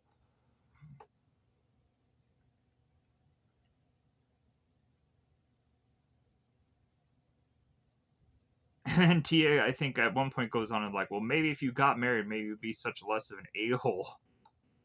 I love that. And so Buck goes on to then ask Tia, it's like, well, hey, would you like a cigar? I just lit one. And Tia is like, no, I don't smoke. And he's like, well, hey, if you ever do, like, I'll make this one juicy for you. So transition here to realize that Miles is having a birthday. And so Buck is to go on and decide to make this giant uh, pancake breakfast. Like, so much so that this uh, pancake needs to be slapped around by a shovel. And I'm just like, looking at that shovel, I'm just like, well, at least this shovel looks clean somehow. But I'm like, Buck is making these just giant pancakes. It's freaking amazing. But like, I would go on and go, I think, to this restaurant called like Ruby Tuesdays or something, and someplace somewhere, and they had these just gigantic pancakes that are to be just like the size of like a big plate, and I would still always go on and like not know how really big the breakfast was. So I would order these pancakes, these massive pancakes, and there is no way I can go on and finish them. And like there would be some times where I'd get a doggy bag or whatever, or there would be sometimes where I'm like, well, hey, yeah, like I want to order this thing, but I want to only have this one uh, thing of pancake that took up the whole plate. And even then, I would just kind of struggle with that, just like like it's too much, because like the pancakes are just so thick that I'm just to not be so used to uh, like eating that much. And then also, like pancakes are really to just go on and just not be my forte. I'm to be much more of like a toast guy. If I had to choose between toast or pancakes, I probably would choose pancakes uh, or waffles. Um, but anyways, it's a mood point here. I'm just kind of going in this bit of dialogue here. But let me know in the comments below if you have ever gone on to go to a restaurant or a place of business and they are to have made like really huge portions of food and there is no way you can go on and eat them, but you had gone on and just consistently gone to that place and just uh, maybe either forgot about how big the portions were or whatever. But let me know in the comments below because that always just is to have some kind of interesting stories or tales with that. Just like, oh yeah, like, and there's also to have places that do have food challenges, and maybe you are to be a person that is to maybe do that kind of stuff, just because it's fun for you. So, but let's kind of get back to the story here, because I'm sure a lot of people are like, hey, get to the point. We only have X number of minutes before uh, we're to realize how long this video is. Even more so, we've already realized that, anyways. So, Uncle Buck goes on and makes this massive, like, just thing of pancakes, and also has so many of these streamers and so many of these things all around this entire room to where I'm like, why would you want to go on and eat this bit of pancake now? Like, there are so many things that are all around here. I'd just be worried that that it has fallen on these pancakes or whatever. And I look at that huge slab of butter on these pancakes. Also, it's just like freaking huge. So Miles, of course, makes his way, uh, thrusting down to see what has have both Miles and Maisie just to again be like kids on Christmas Day, again rushing their way down these stairs. And again, I'm kind of curious the thought of what the director was to consistently tell these kids um, to have it just seem like to them. But again, like every bit of this just makes me think that the kids are just consistently thinking that every day that they're with Uncle Buck is like Christmas morning. It seems. But so Buck goes on and is to like throw confettis and pop off little things and what have you, and go on and say like, yeah, you should have seen the toast. I couldn't even get it through the door. So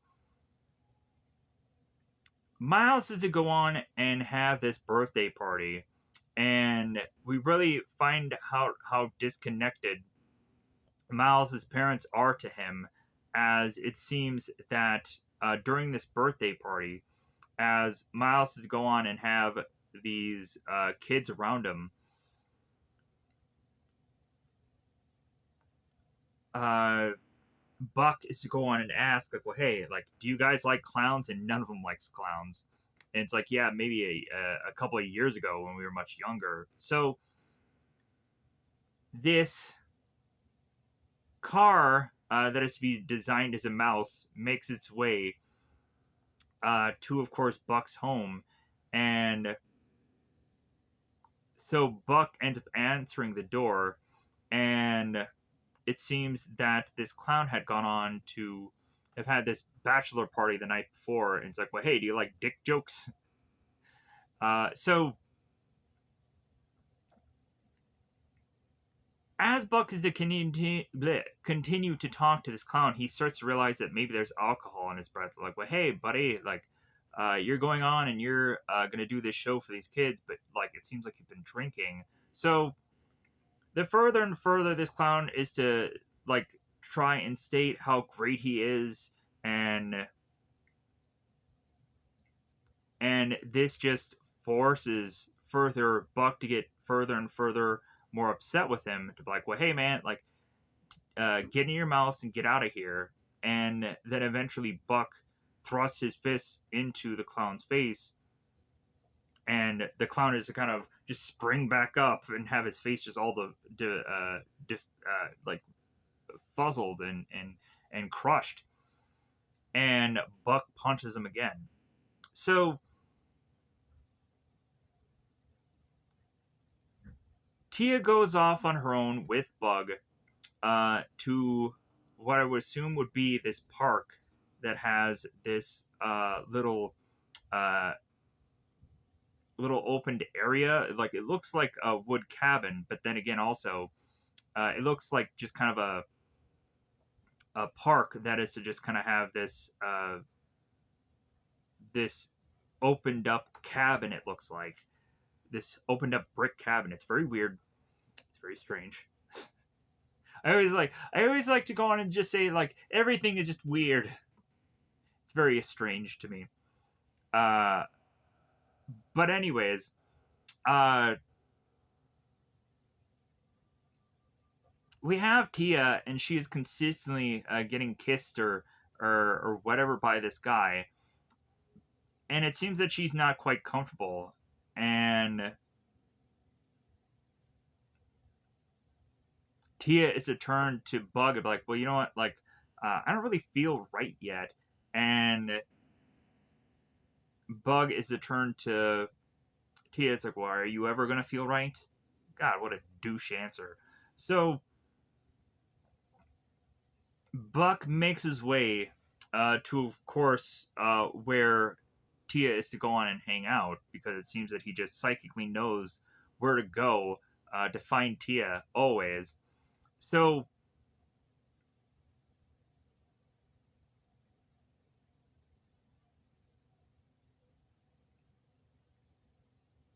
the kids end up telling Buck that supposedly she's at some cheerleader's house, and Buck is like, yeah, yeah, like, she says that, but I don't really believe her. Like, Buck doesn't think that Tia is to be the hanging out with cheerleader type.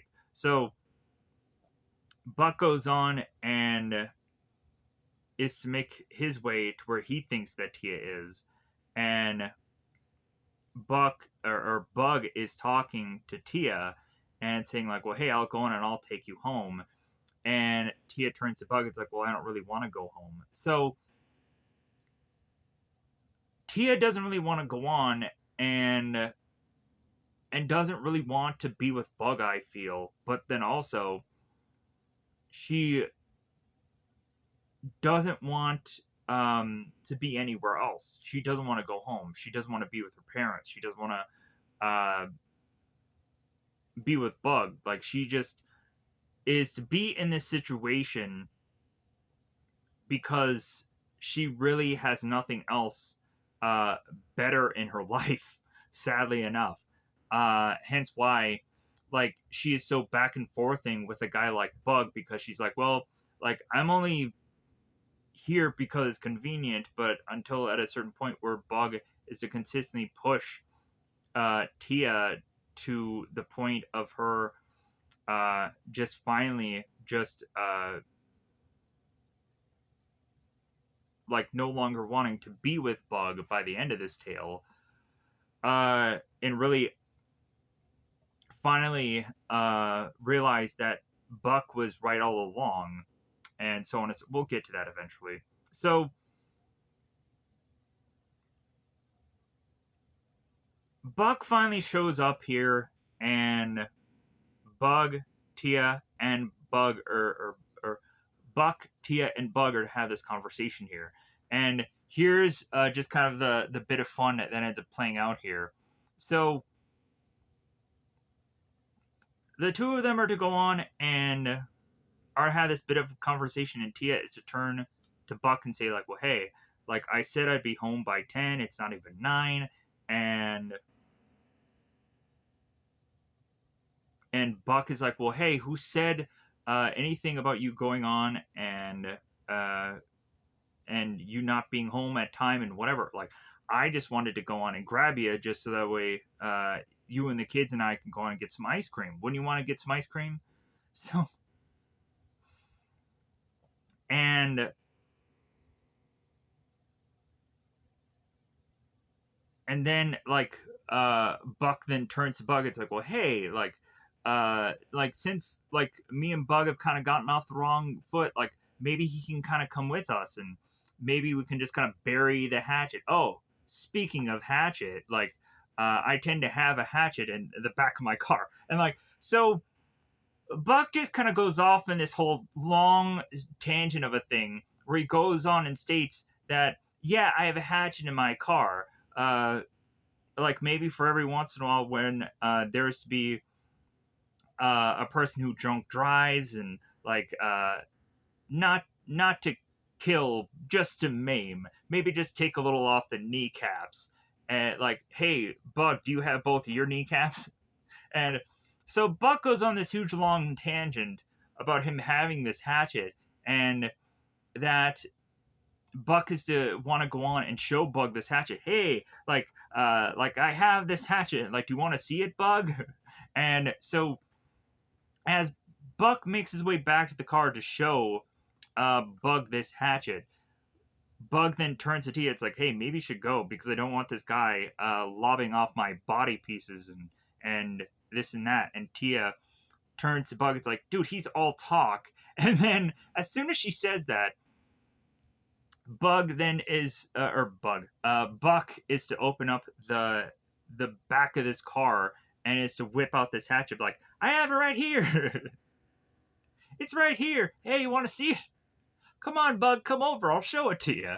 And it's like, God, this is hilarious. And so he's like, well, maybe later. And then he puts it back to the back of the trunk. And so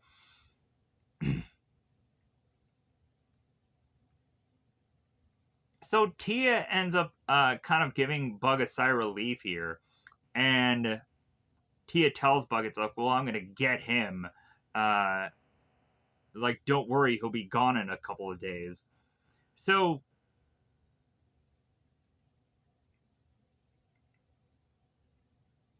Tia goes on and is to kiss Bug good and long and what have you. And I like how Miles and Maisie are in the car. They're going on. I'm like, man, that's a bad thing to do with flu season. And Maisie's like, well, yeah, I'm sure she's getting the tongue. And like it's kind of funny because like the both of them have these like good jokes going on, but like why didn't they go on and have that to have been said in the early parts of the film? That would have been actually uh, those jokes would have probably been better used in the early part of the film. Um, but now like they're doing this joke far too late. Just be like, ah, well, it's still funny, but still, uh, like I guess to just have some just comedy just deliver here with the kids. Whereas maybe if they would have used these jokes earlier, it probably wouldn't have gone on and landed as well as some of the other comedy that was going on around that same time with the whole like Buck and Tia argument that was going on. So transitioning to Buck making his way to Macy's school. Uh, can't really go on and quite catch the name of the school, and why would I bother anyways? Like at some points, like there's only so many times when I can go on and know these locations of name of whatever. Um, Winota School. Let me know in the comments below what, of course, is the name of the school if you were to go on and spot it on screen and what have you. But I guess it really doesn't matter. Uh, who cares? So Buck makes his way through the school and he's lighting a cigar, and he has to then realize that he's in a school and he's lighting a cigarette, and he's like, "Oh yeah, maybe I should try to put this out."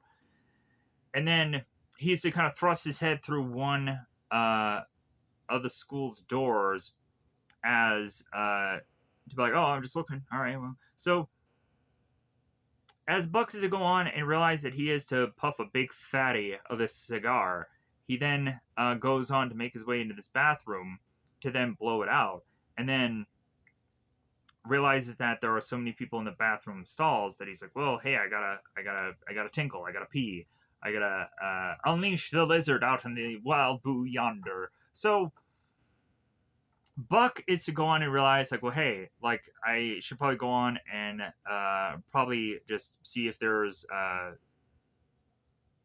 urinals.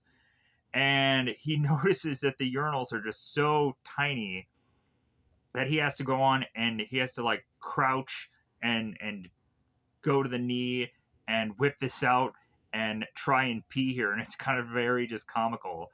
And I'm like, I'm sorry, when has there ever been a school that has urinals that small? And also, like, why wouldn't they go on and just have urinals that are just average size for seemingly anybody? Uh, like, I don't think I've ever gone on and been uh, so uh, young at a point and seen a urinal that small. So the reason why Buck is to make his way to this school is to talk with Macy's assistant principal, which I don't quite understand why Buck has to go on and specifically see this assistant principal. It makes no sense in my mind because logically, if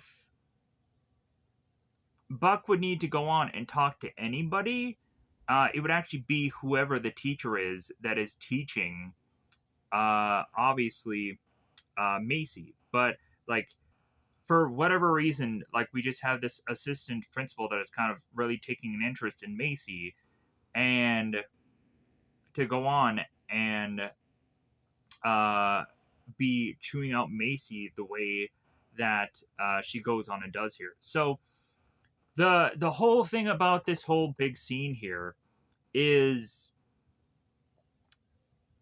the assistant principal Hogarth is to talk to Buck here and say that Macy is this silly heart and she doesn't take her education seriously, and it goes on and on and on about who this woman thinks Maisie is, and Buck then turns to this woman and is like, "She's 6." Like, any number of these things make sense for the age of this girl, and like Hogarth is like, "Well, I don't want to hear that."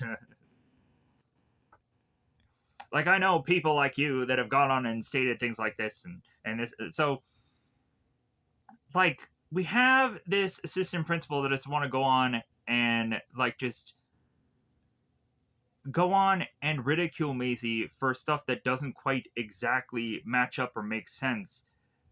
Because any kid of her age would go on and be the same. Like, they don't want to be in school. They don't want to go on and do this day to day grind of just being at school. Like, I know a lot of people would go on and just be happy the day that they had gone on and just graduated high school because then it's finally freaking over, and like they can decide to go and further their education and go to college and whatever, or also just be like, I'm freaking done with this, and I'm gonna try to go on and either make a career for myself or just freaking just uh, realize how uh, I am to go on and just like finally get to a point where out of years and years of just being at a school that recently I'm still back at square one. Like, what all did that really do with my life beyond just be like, okay, like I learned like these random bits of trivial knowledge and what have you. But again, that's probably just me. Like, I of course would never not tell anybody to not just at least just go and get through high school and get your GED because eventually uh,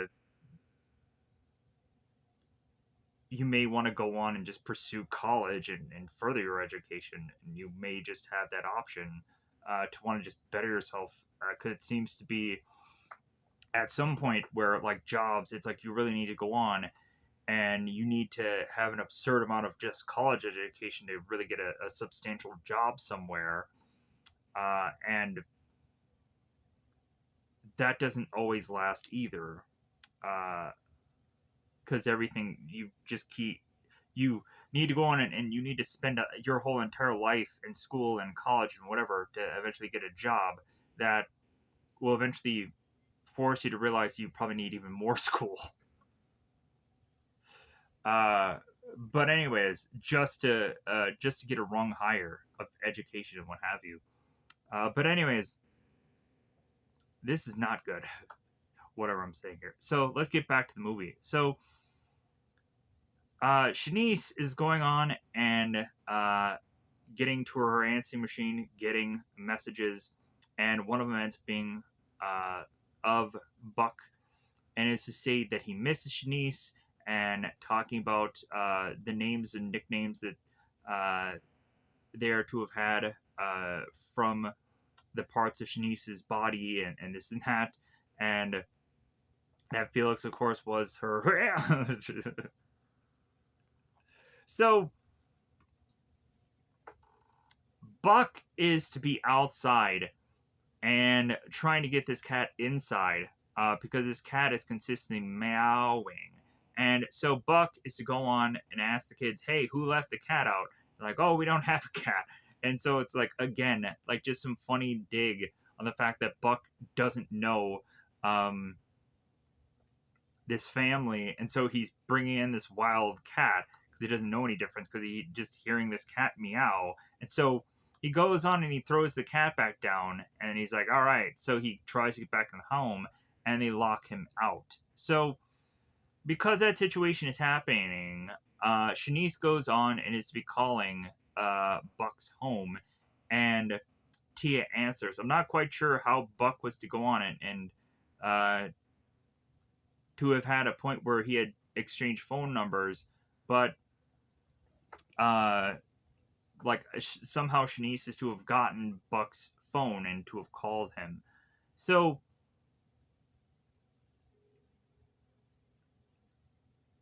as Tia and Shanice are to have this conversation, Tia is to state how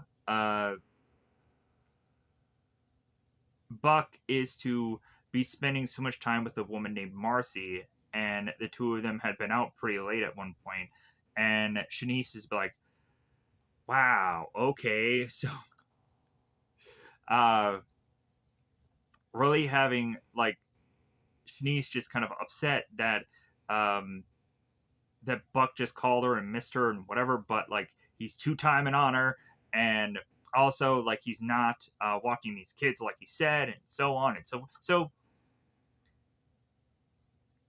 Eventually, having Tia ask Shanice like, "Well, hey, would you like to leave a message?" And Shanice is like, "No, no message." So Buck is going on and he's cooking clothes, weirdly, bizarrely. He's putting uh, clothes in a microwave here. We even have a point where Macy is to bring this up at her school, and then she ends up cussing, and then the teacher's like, blasphemer! And he's grabbing this ruler and what have you. So it's kind of funny. So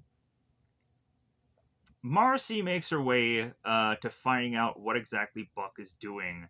And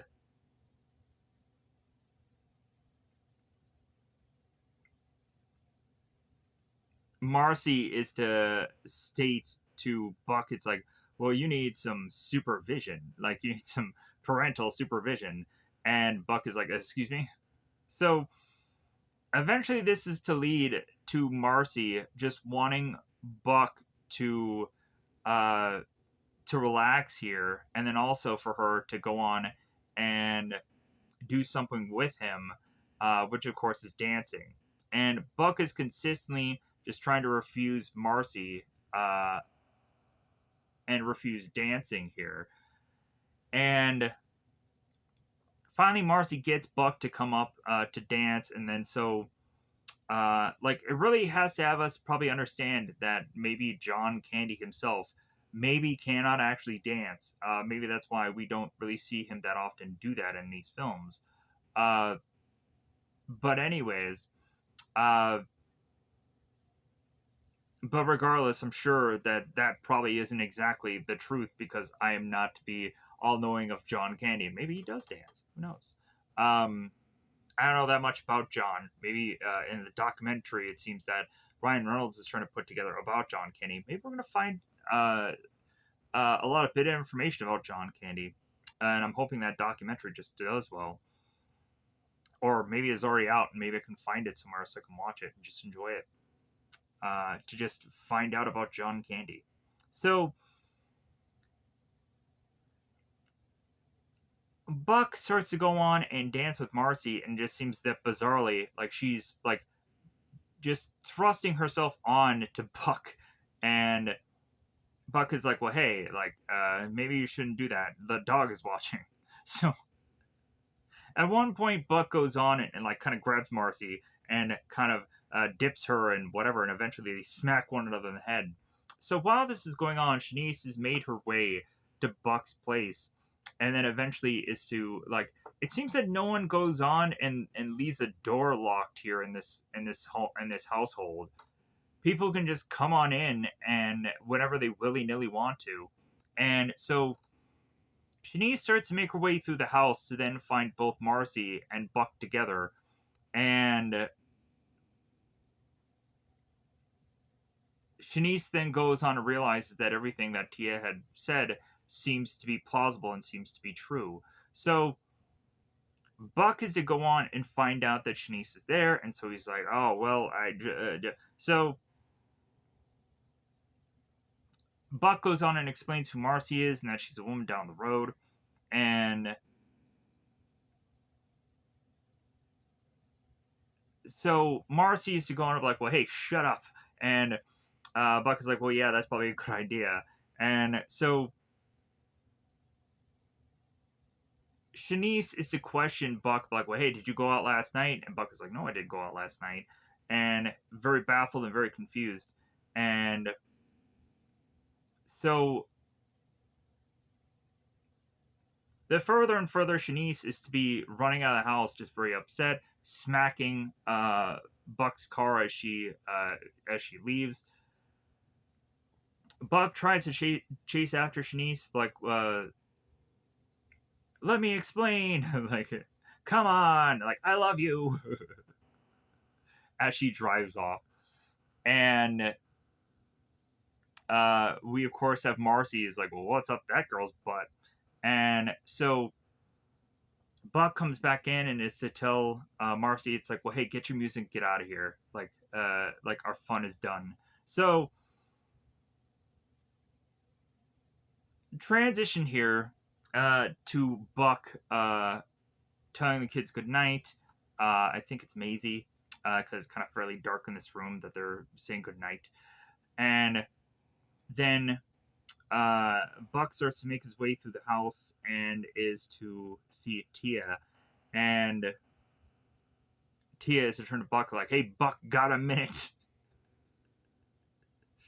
So Tia's to go on and say to Buck, it's like, well, hey, since things are looking better uh, from my grandpa or my grandfather, like I want to go out tomorrow night. And Buck is like, oh no no, like you're not going out tomorrow night.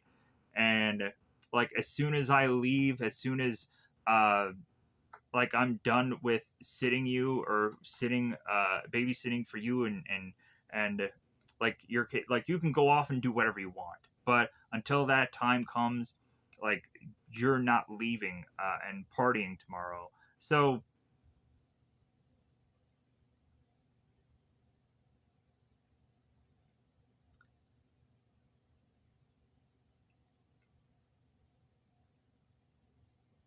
and Tia is trying to figure out like why Buck is trying to be so strict the way he is. Why like Tia can't just go about her day, because what does Buck care? And Tia is trying to figure out the source of this. He's trying, like, are you trying to win some kind of brownie points with my folks? Like, why are you doing this? Like, why do you care so much?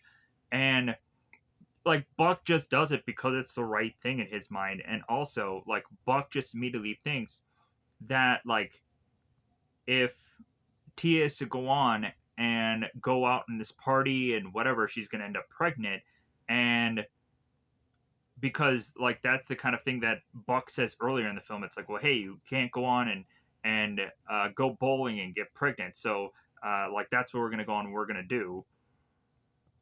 And like Buck, I think, is assuming the more and more that if he goes on and just has Tia go about what she's gonna go on and do, she's gonna wind up pregnant, and then that'll be another thing that will have Buck uh, and Bob and Cindy just be so upset with Buck, like, well, how could you have gone on and not like watched my kid and you're ruining her life. You're ruining Tia's life by her being pregnant or what? I don't know. Maybe that's not a horrible thing, but then again, um,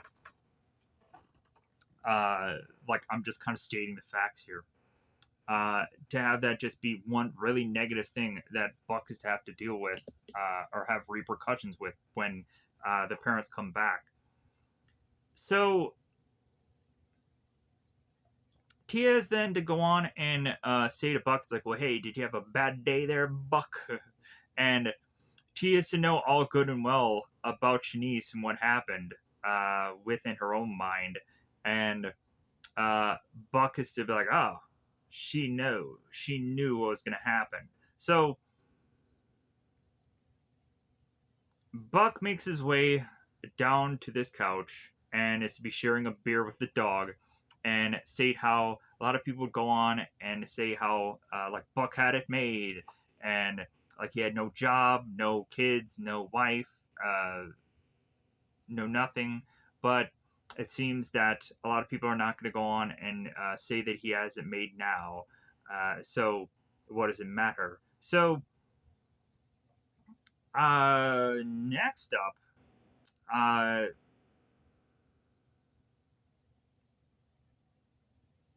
both Miles and Macy are to kind of make their way through the house, and Tia is to tell the kids like, "Well, hey, if you see Buck, let him know that he lost." And Miles and Macy are like, "Well, what does that mean?" Because Tia is to go on and uh, get a ride and go to this party after all. So and the kids, it seems, to know what this party is, this jumbo party, whatever that means. So,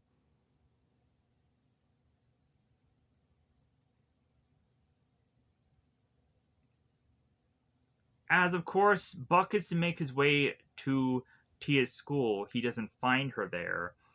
And so he makes his way back home and asking the kids, like, well, hey, have either the two of you seen Tia? Tia, have either one of you? So, the kids explain what Tia's going on doing. She's taking a breeze. And Buck is to be fairly upset. It's like, well, I've been waiting for Tia, and also like, I really needed her to come home so she can watch you guys tonight so I can go to the racetracks. So Buck is to turn to the kids like, well, yeah, like Tia's to promise that she had stayed, and like, doesn't anybody keep their promises these days? And both the kids wave their hands up in the air. It's like, well, yeah, I'm sure you guys keep your promises.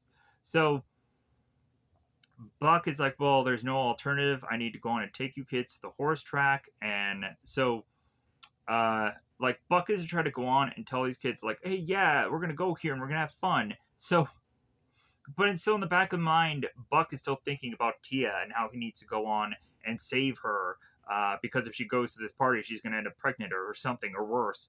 And so, uh, like, he's just like having these like this crossroad of a moment where he's just like, well, like, what should I do here? Should I do the thing to make my money for the year and uh, just be selfish and just be thinking of me here, or should I go on and be thinking of Tia because I love her and that like I definitely want to go on and do what's right for Tia. So Buck gets into the car with the kids and then realizes that he's like, no, I can't do this. I can't go to this racetrack. So Buck calls Shanice, and Shanice is to be very upset with Buck knowing exactly where he's going because she had heard from Raj where Buck is going, and Buck is like, no, no, no, no. Like, if anything, can you just watch both Miles and Maisie? Because like I'm gonna go on and try to find Tia. She's run away, and I'm trying to find where she is. Yada yada yada. So Shanice is to talk with Buck and just be like, you know what, like because kids are involved, I'm willing to help you. But if anything, between the two of us, like our relationship's over. And Buck is like, well, for what it's worth, I'm sorry. And so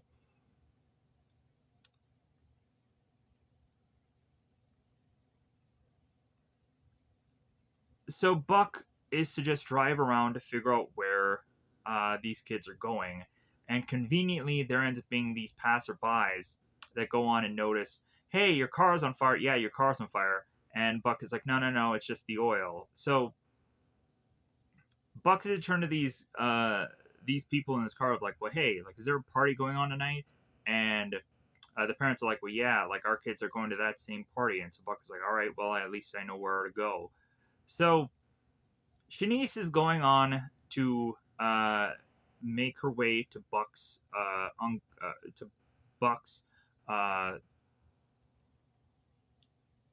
home here. I don't know the perfect way of saying this. And so Shanice is consistently knocking on the door. Miles is going to whip open the mail slot, and at certain points, you see these three faces, and be like, ah, and then he closes.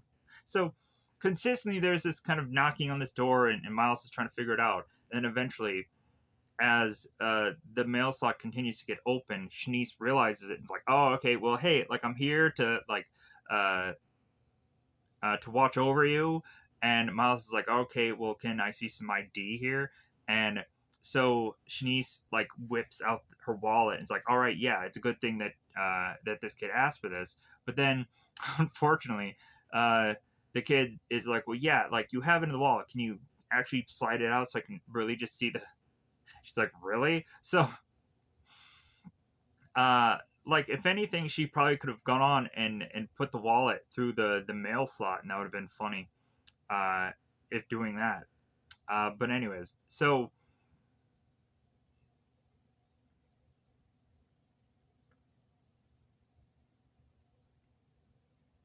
Buck makes his way to this party, and uh, longer story long, is to start making his way through this party. Is to go on and get his hat taken. He ends up swapping with a guy to not have his hat. So throughout a good chunk of this party, he's wearing the wrong hat, and he's just kind of making conversation with all these people. Yeah, party. Yeah, all right. Do your parents know that you're doing that? All right, yeah. So Buck is also trying to get through this party, and it's very crowded. And he's also like he's trying to make his way through like these flight of stairs and everything. I'm like, how is it that he's going on and just getting through a good chunk of this party with just how crowded it is? Um, but he's somehow just like making his way through. So, and I'm not saying that as any way of just like, well, like because of like because I know people can go on of like, oh well, yeah, like for how no, like I'm not going in that route whatsoever. I'm just saying that this party is very crowded, and that like me as a normal everyday common day person, like I would just have assumed that any normal common day person would, as like Uncle Buck would just be struggling through getting through this party, and probably realize how like fruitless it is. But no, like Buck is to continue to just find Bug or Tia and ask around to find them. So at some point, eventually, Buck is to find where Bug is within this party, and he's in a room with a girl, and slowly but surely starting to take her clothes off, and this girl is to start to slowly but surely start to like, oh please stop, don't do this, da da da. So Buck barges into this room and drills through the door and opens it, and Bug is consistently like, well hey, like if you open that door, I'm gonna punch you, I'm gonna hurt you, I'm gonna this, I'm gonna that. So Buck opens the door, turns on the light, and notices that Bug is there, but Tia isn't. It's some other girl. And so this other girl is to go on like, huh? And so Buck is to go on, and you would think at this point, like, okay, this isn't Tia. Maybe I should go on and I should leave. But instead, Buck turns off the light and then turns on the drill and goes in there further, like, all right. Because Buck is wanting to know what happened to Tia. Why is she not here now? And also, like the story and what have you. So Tia's walking on home, and Buck uh, is driving alongside her at some point, figuring out where she had gone on to end up. So Tia turns to Buck like, well, yeah, you were right all along. Like, you should probably go on and tell me that you told me so, kind of thing. And like everything that you said was going to happen, and so Buck just turns to Tia. It's like, you know what? Like, I don't want to talk about it. Like, I just want to get in the car and just go home. Like, let's just do this. Let's just go home. So and further Tia like talks to Buck. It's like, well, like you found Bug, didn't you? And Buck is like, yeah, I found him.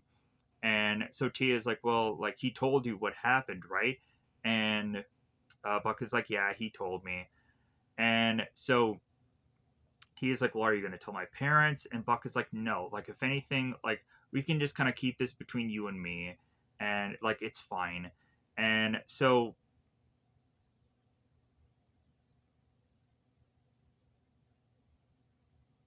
but eventually all of this is to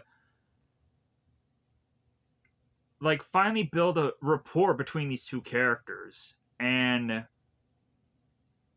to finally have Buck to go on and say, it's like, well yeah, like since we're going on and it seems that we're finally um like just kind of breaking bread here, and we're really uh building this good rapport between one another. Like, you know what, there really is somebody that actually does love you, and and that also like Buck is to be like, man, uh like this whole situation has really made him go on to realize that he's really grown in this situation.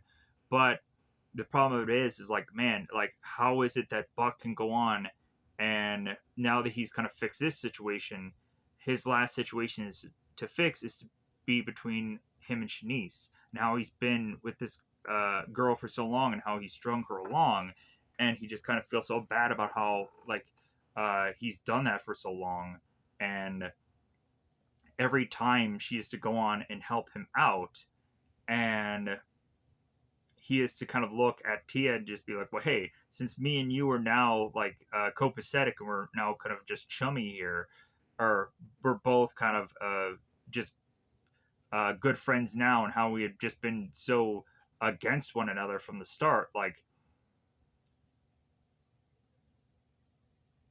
Buck is really want to know from a female perspective, like how he can try to make it work with Shanice.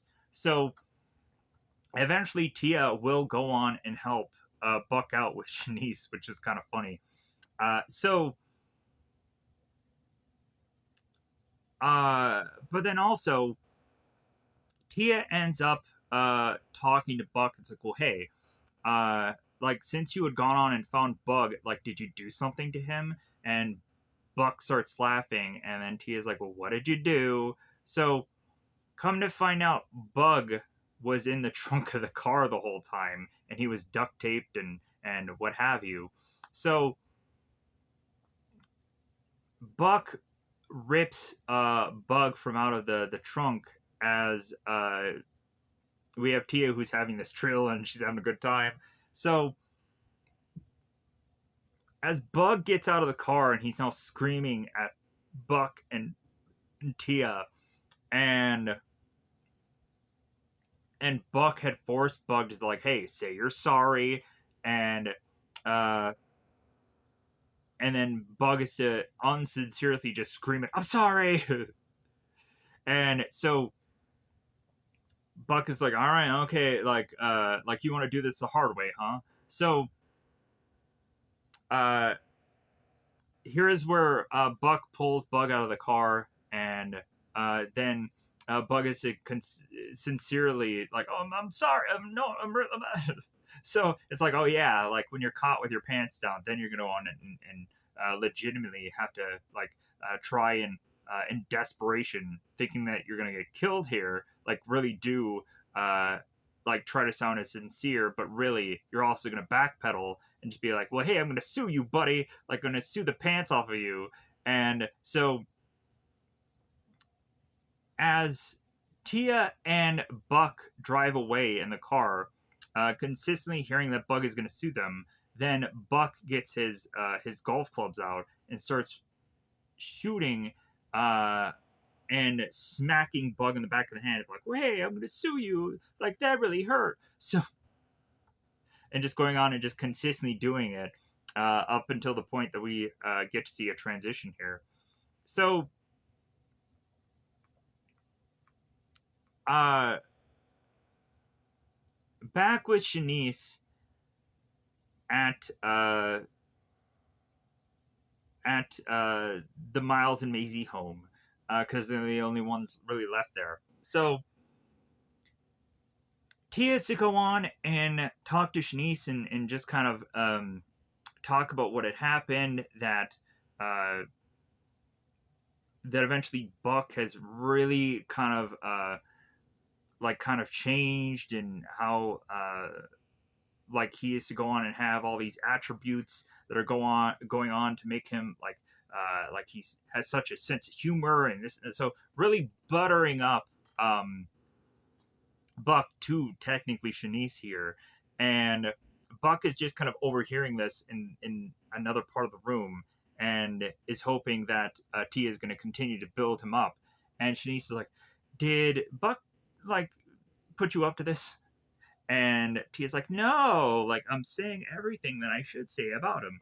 And so Shanice kind of flings this door open, and luckily Buck dodges it, and then Buck goes right back to the door, and Shanice does the exact same thing, and he goes flying. Because of course Shanice had heard Buck coughing off in the distance and knows where he is. So Buck falls over. It's like, hey Shanice, the coffee ready? A little thirsty. So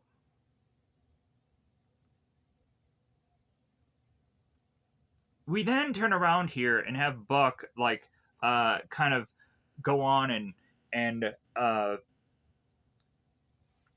put the kids to bed and everything. And so now Shanice is with Buck and like seeing how different he is now, and like Buck is to go and realize like, well, yeah, I guess I could go on and be a really good father, and I really could just kind of raise kids, and you know what, Shanice, like we should have gone and done this a long time ago. As he just starts to run off, and Shanice chases off after him, and that then leads both of the kids to run into the bedroom also to uh to realize that they're going to end up in bed with him as well. So as everyone is as everyone is back in the house, or as everyone is to be in the house, just kind of doing their day to day stuff, because they are to realize that the parents are to make their way home. Miles turns to everyone that is kind of just in a portion of the house. Miles turns like, "Well, hey, they're here." So, seeing that both Bob and Cindy are finally going to be home now, so Buck turns to the kids and states like, "Hey, like we really have to go on and kind of be quiet here because we want to give Cindy and Tia their time together because it feels like they really need to go on and work some things out. So we're gonna go on and just gonna zip our mouths and throw the key away, and like this whole thing is kind of a very fun and old fashioned natured thing to like just to try to figure out how to quiet kids by just kind of making these weird goofy hand signals that I of course remember as a kid, like this whole kind of thing of like kind of zip your mouth and throw away the key kind of thing, like, and I think I'd probably gotten it from this movie anyways. So Tia goes on and meets with Cindy, and the two of them are getting more and more close together, and we're just like, okay, what's gonna happen here? Like, is Tia gonna go on and chew her mother out, or just kind of mouth her for like, well, hey, like I had to go on and I had to watch these kids like that, whatever. But instead, Tia just goes on and thrusts her hands open wide and then hugs Cindy. So we really see the changing of this character from Tia, who had gone on to like see her Uncle Buck and is not just so open to hug him. Instead, is just to grab this coffee and just go about her day. Whereas now, Cindy and Tia are hugging here, and it's just like, man, like a lot has changed in the time that we have gone on and just um, like been away. So Cindy is turning to Tia. It's like, well, hey, like things are definitely going to be different. I promise. And so the two of them say their "I love yous" as Bob is now making his way into the house. Like, huh? Like, what's going on here? This is such a strange and unusual sight. So Buck is to still go on and try to be quiet, but then all of a sudden we notice that Buck grabs this kind of hanging bit of uh, cookery that is to be seemingly above the kitchen, and all of it falls over and crashes here. And of course, because we have to again bring back comedy here, so Buck ends up saying shit, and then the next thing we see is both Buck and Charisse leaving. Of course, because I'm sure probably Buck and Cindy are upset that, or Bob and Cindy are upset that Buck had gone on and probably just murdered uh, their their pots and pans and what have you. I'm sure. No, like really just transitioning. Like, hey, we need to wrap up this film and also wrap up this review. So Shanice is going on and hugging everybody and saying her long-winded goodbye, and Buck has to point it out. It's like, well, hey, uh, like we're just leaving. We're not dead.